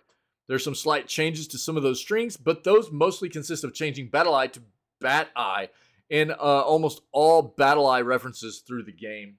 At that point, the lawyers took over, and that was the last we heard of it until today, when all parties involved announced they've sorted things out. Following nearly 2 years of litigation, we are pleased to announce this settlement agreement for Snell, Angela, and Studio Wildcard. Angela Game President Yiling Jing said in a statement, Angela acknowledges that it caused difficulties for Snell's business. By working together, Angela and Snell will put those difficulties behind them. Angela regrets any difficulties it caused Snell, looks forward to moving into this business partnership. At the same time, we hope that with Snell's extensive user resources and excellent platform relationships built on Ark, they can assist us in the future publishing efforts, injecting greater marketing vitality into Myth of Empires. Pleased to announce this settlement agreement and facilitate the re-release of Myth of Empires, which benefits both parties and opens up additional revenue streams for us through the partnership with Angela. Studio Wildcard co-founder Doug Kennedy said. As part of the settlement, Snell Games will withdraw the DMCA notice that forced the removal of Myth of Empires from Steam, and further will, quote, work collaboratively with PC distribution platforms for a re-release of the game in early 2024. Snell is also working with Angela Game on bringing Myth of Empires to PlayStation and Xbox consoles early next year, and will assist in public relations, marketing, and first-party support for the game. I wonder what the actual settlement was between the two companies internally. You know, that's something that I'm more interested in finding out about right there. That's kind of wild. There's the article if you want to see more or get some links out of that to see the games. Here we go. So, Sony is going to let you stream PS5 games to the PS5 very soon. We already knew that. Yo, it's rando mode time. Get them in there. Gotta get a free sub. Depending on what region you live in, you might be able to stream PS5 games in a matter of days. Sony is set to officially launch the ability to play cloud-streamed PS5 games on your PS5 in Japan, Europe, and North America beginning later in this month.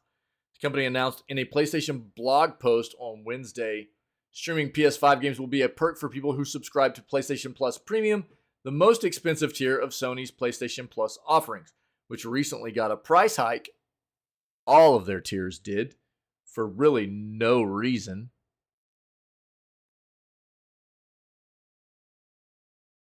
I said this before. Let me hit on this real quick. So Sony's subscription service has really only been out a little over a year now in any kind of relative likeness that can be compared to something like Game Pass, right? Game Pass just has been out since what, 2017, 2018? And they just raised their prices for the first time. And one of the big things that sets these subscription services apart is that with Game Pass, you get day one releases from Xbox. Always. You get day one releases from Xbox on both PC, as well. So, where PlayStation has been very adamant about and publicly stated that they will never do that. Yet they feel like after only having their subscription service out for a year, they have the right to raise prices 25 to 30% over what they were previously. The only thing that I can come to the conclusion of is that PlayStation feels like they've got enough consumers locked into their platform that they can resort to this and they'll get away with it. Basically, they have enough gamers locked into their platform and their platform alone that they can raise prices. People will pay it because they don't play on any other platform, and they'll get away with it. It's kind of gross. It's actually really gross, in my opinion. Sony plans to roll out the feature in phases with the below target release dates for each region. Japan, October 17th, Europe, October 23rd, and North America, October 30th. To start, Sony is promising that you'll be able to stream select PS5 games, but it plans to have hundreds of PS5 games available for streaming down the line. Cloud streaming compatible games will include titles from the PlayStation Plus game catalog, digital games players might own like Resident Evil 4, Genshin Impact, and Fortnite, and even game trials for titles like Hogwarts Legacy and The Witcher 3 Wild Hunt. However, Sony didn't specify which of these games will be available when the feature initially rolls out. Sony also says you'll be able to pick your preferred streaming resolution with options including 4K, 1440p, which is 2K, 1080p, which is fully high def, and 720p. However, Sony says that the PS5 game streaming will only work on PS5s at launch, which leads me to think that you'll be able to stream PS5's games to other devices at some point in the future. You can see this is a screenshot of your ability to pick resolution. Sony has been gearing up for a cloud gaming push for a while now, starting its official tests on cloud streaming PS5 games in June. Fingers crossed that the cloud streaming PS5 games work well. We're looking forward to trying them out to see how well they play. Yeah. Okay. If you need anything out of that article, here you go. All right. This next article has to talk about this as well. We probably won't dive into this, but I just wanted to make sure we were getting all the information we needed. Again, your dates are for the streaming stuff is October 17th for Japan, October 23rd for Europe, and October 30th for North America, okay? It'll keep rolling out across the world. Yo, Cappy, what's up, my friend? How you doing? Yo, Cappy, try 8-Ball. Some of the other supported titles they're talking about here are Miles Morales, Marvel Spider-Man Miles Morales, Horizon Forbidden West, Ghost of Tsushima, Mortal Kombat 11, and Saints Row 4. Okay?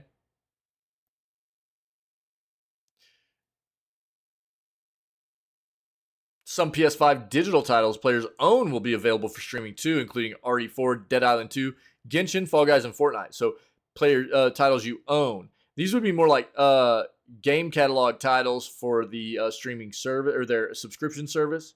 And these would be like titles you own that you could stream also.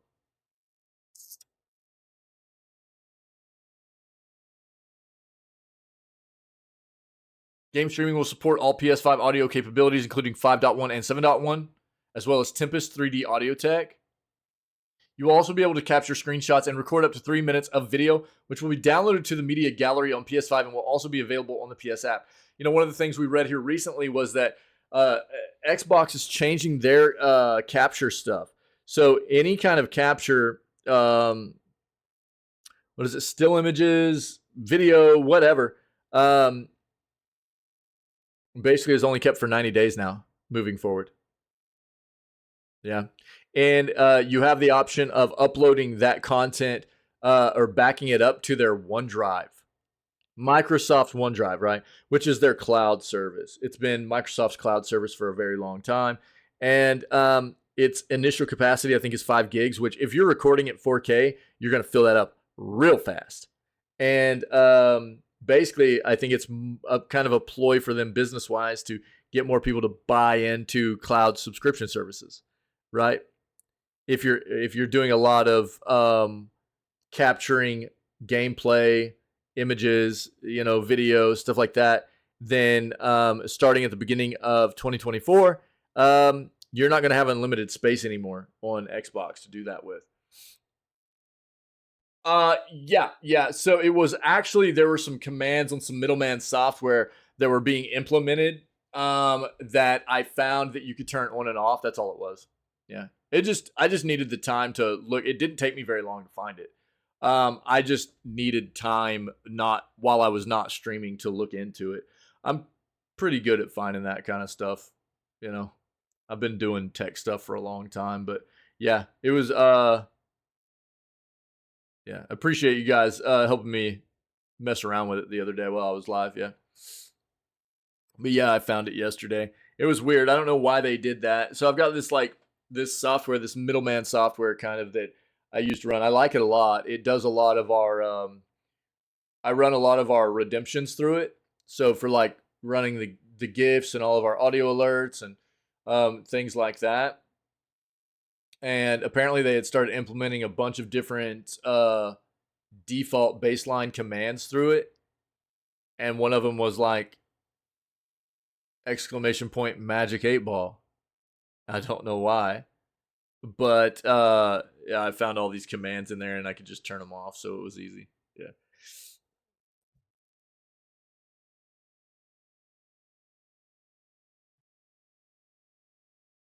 I'll link this too, just in case there was more info out of this you guys need.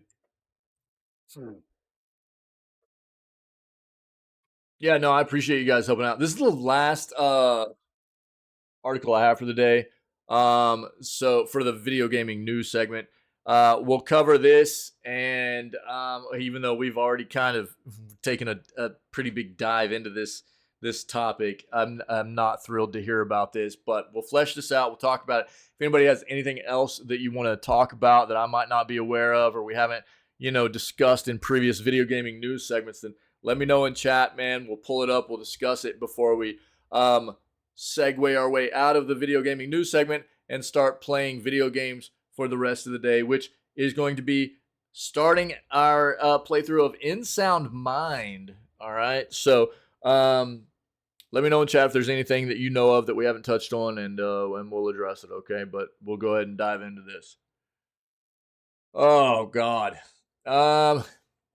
Disney CEO is reportedly being urged to consider turning company into a gaming giant.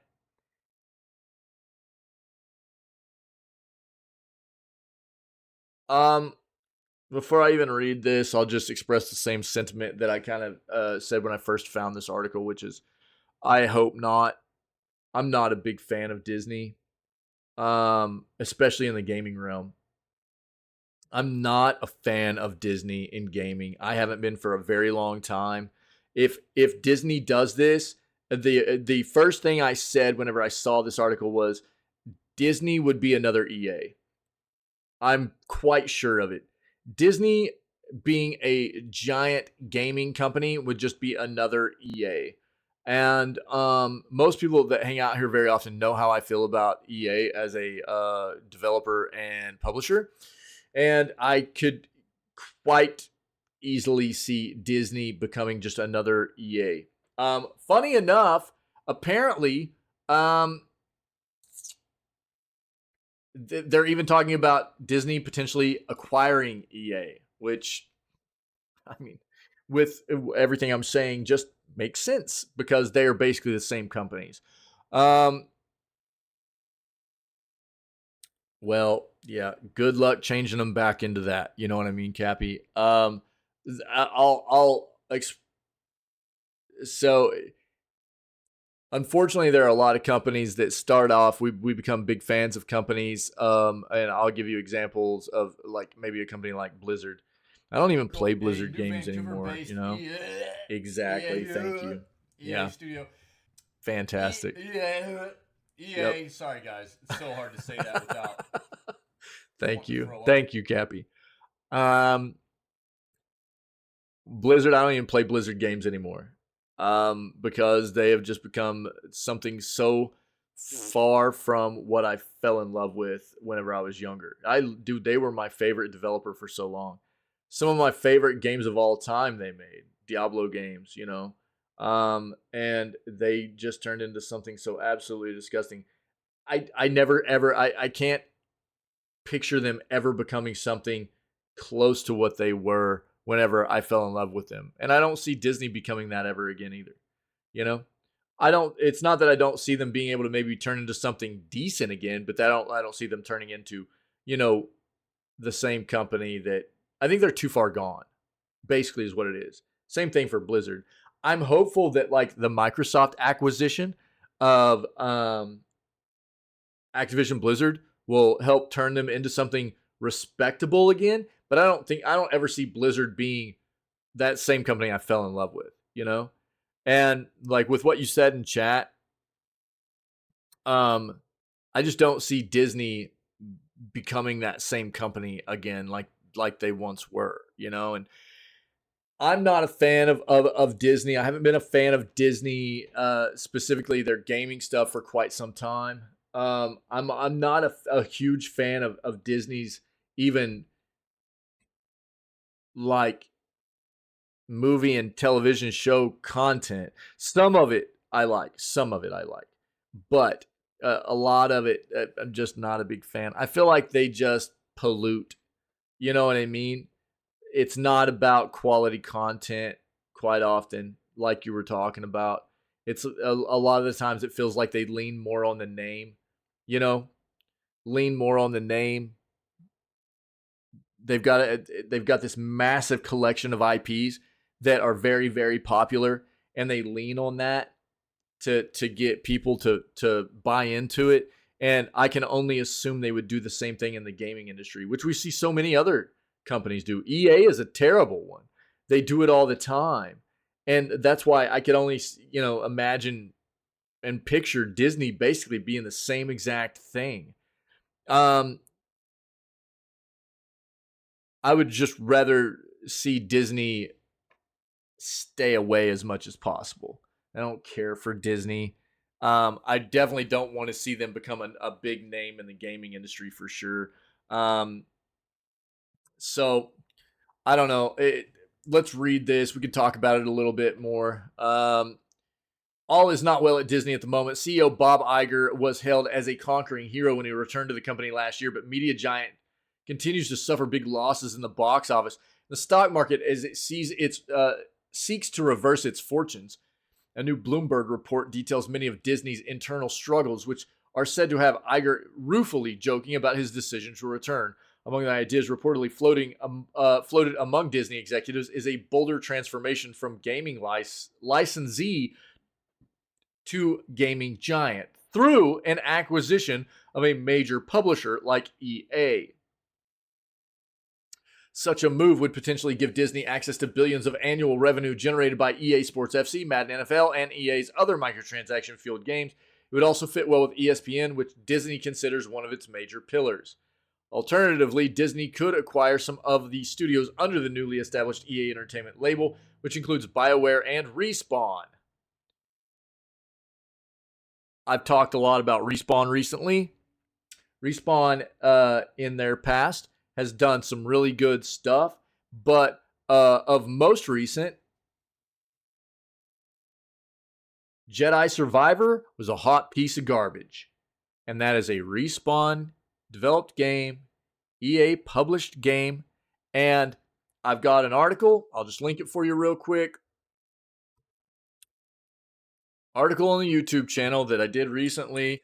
We talked about recently in a news segment that I cut out for the YouTube channel. That article I just linked in chat is literally us talking about how disgusting it is that Respawn and EA have greenlit the third Jedi game whenever Jedi Survivor, the second game, just came out 5 months ago, is still a hot, broken pile of garbage that is unoptimized, and they don't give a crap. That's the way these companies work, right? They lean on these titles. Yeah. They go, well, people bought it. We made money off of it. Who gives a crap if it's broken still? Let's go ahead and make the next one. Yeah. And that's why us as gaming enthusiasts and consumers have to quit supporting these companies, dude. They're terrible. And as long as they continue to make money doing this kind of stuff, they will continue to do this stuff to us, right? Unfortunately, like I've said many times before, there's no real regulations in the industry to protect us from companies doing this kind of trash to us. It falls on our shoulders, man, to not buy into it. If we continue, if us as consumers continue to buy and support these companies that do this crap to us, they'll continue to do it. And until we don't, we're going to continue to see it.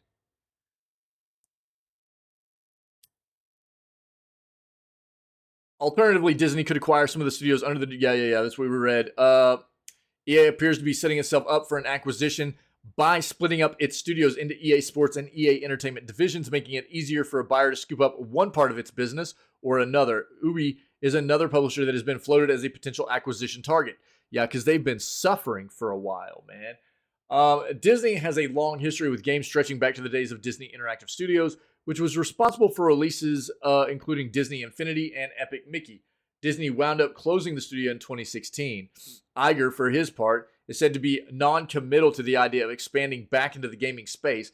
Disney Illusion Island, which was developed by Dahlia Studios, released earlier this year to mostly mixed reviews. Still, it's apparently one option as Iger continues to attempt to right the ship. As the Bloomberg story notes, he's made other attempts like cutting content from Disney Plus and doubling the price of the streaming platform to stem losses. There's still a long way to go. Yeah, so I'm not surprised here, right? I'm not surprised. The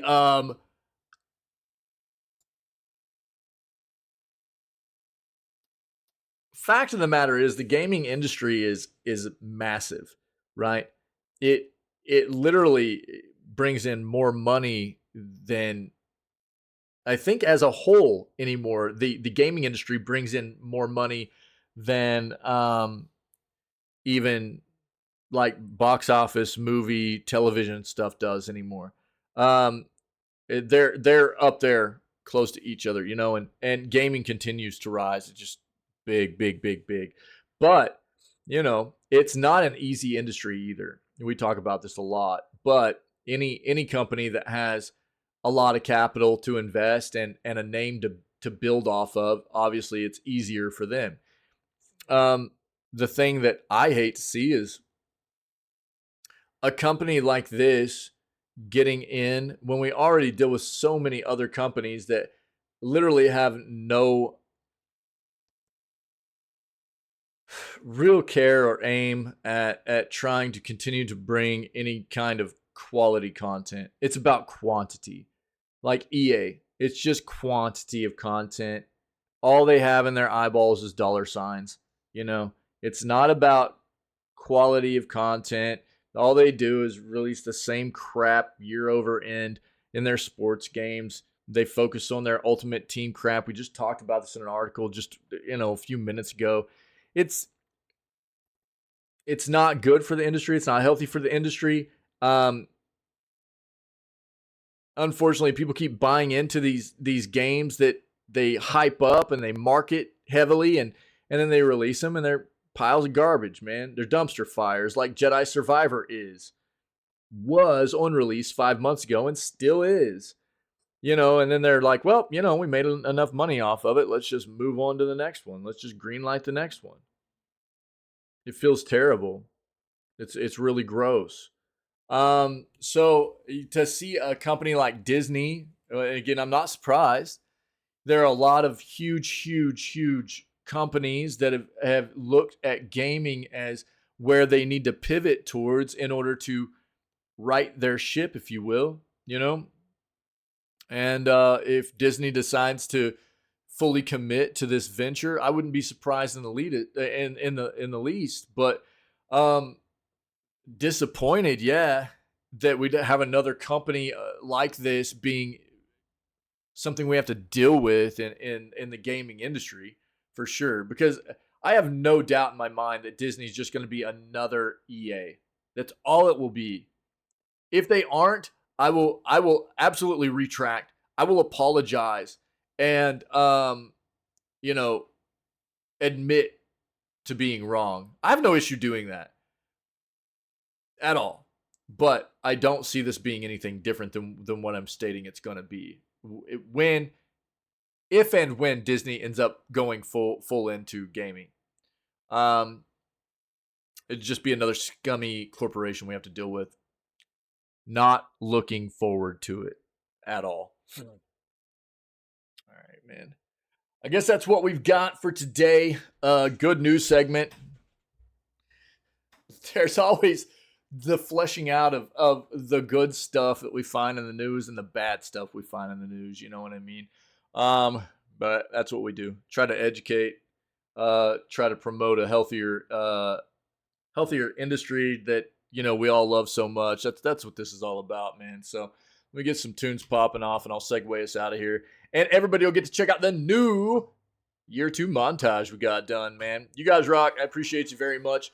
It feels good to be back. It's always wild having I still haven't gotten used to having a day off every week. You know, for the first 2 years of streaming, I went basically 7 days a week most of the time. And now we're down to doing 6 days a week, so I can have an extra day off each week to take care of life stuff and work on behind the scenes things. And so we've got a new montage to share, which I'll show off here in a moment after we kind of segue out of this video gaming news segment and get ready for the gaming content, which always comes next. But if anybody's hanging out and you're not familiar with what we do here, we're live 6 days a week. Montage! Yeah, dude, it's a montage. I'm actually going to get a command done where it'll link all the montages in there too after I get more of them done, so everybody can just pull up a command and get all the links to the montages and stuff too.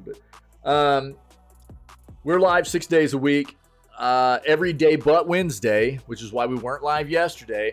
But we start off all of our streams at roughly 6 a.m. CST CDT. Always begin with video gaming news, trying to stay current on what's going on in the industry. And after we finish up the video gaming news segment, as we're doing right now, we always move into immediately segueing into playing some video games for the rest of the day. So usually live for roughly average of 8 to 9 hours a day, and it's the news and then gameplay for the rest of the day. So if anybody's been able to hang out today, you're not familiar with what we do and you're enjoying the content, or maybe if anybody's getting to see this as a VOD later on, all of our previous video gaming news segments, all of our gameplays that we've done, funny wild clips and highlights, stuff like that, all that content's on the Twitch channel in playlists, as well as in playlists on our YouTube channel as VODs as well. So check that stuff out too. If you're enjoying the content, man, I would prompt you to come hang out with myself and all the people that are the amazing people that are part of our community here. Whenever we do go live, we got an awesome community, man. It's all about, obviously, video games is what brings us together. We got an awesome community of people spreading good vibes, dude. Creating a welcoming place for everybody to be a part of, an inclusive place, a safe place. Being void of toxicity, you know, being civil about things. Doesn't mean you always have to agree with people. Be civil about stuff, you know, and that's the kind of community that we promote here. And if you feel like you fit in with that kind of vibe and you love video games, man, we'd love to have you come be a part of what we do. So I guess other than that, dude, stay healthy, stay safe, be kind to one another. We will be back for more video gaming news content tomorrow morning on October 13th. But I'm going to run us a bit of an outro here. And as soon as the outro is done, we'll be back and stream's not going down. I'm going to run an outro. And as soon as it's over, we'll be getting ready for the gaming content, okay?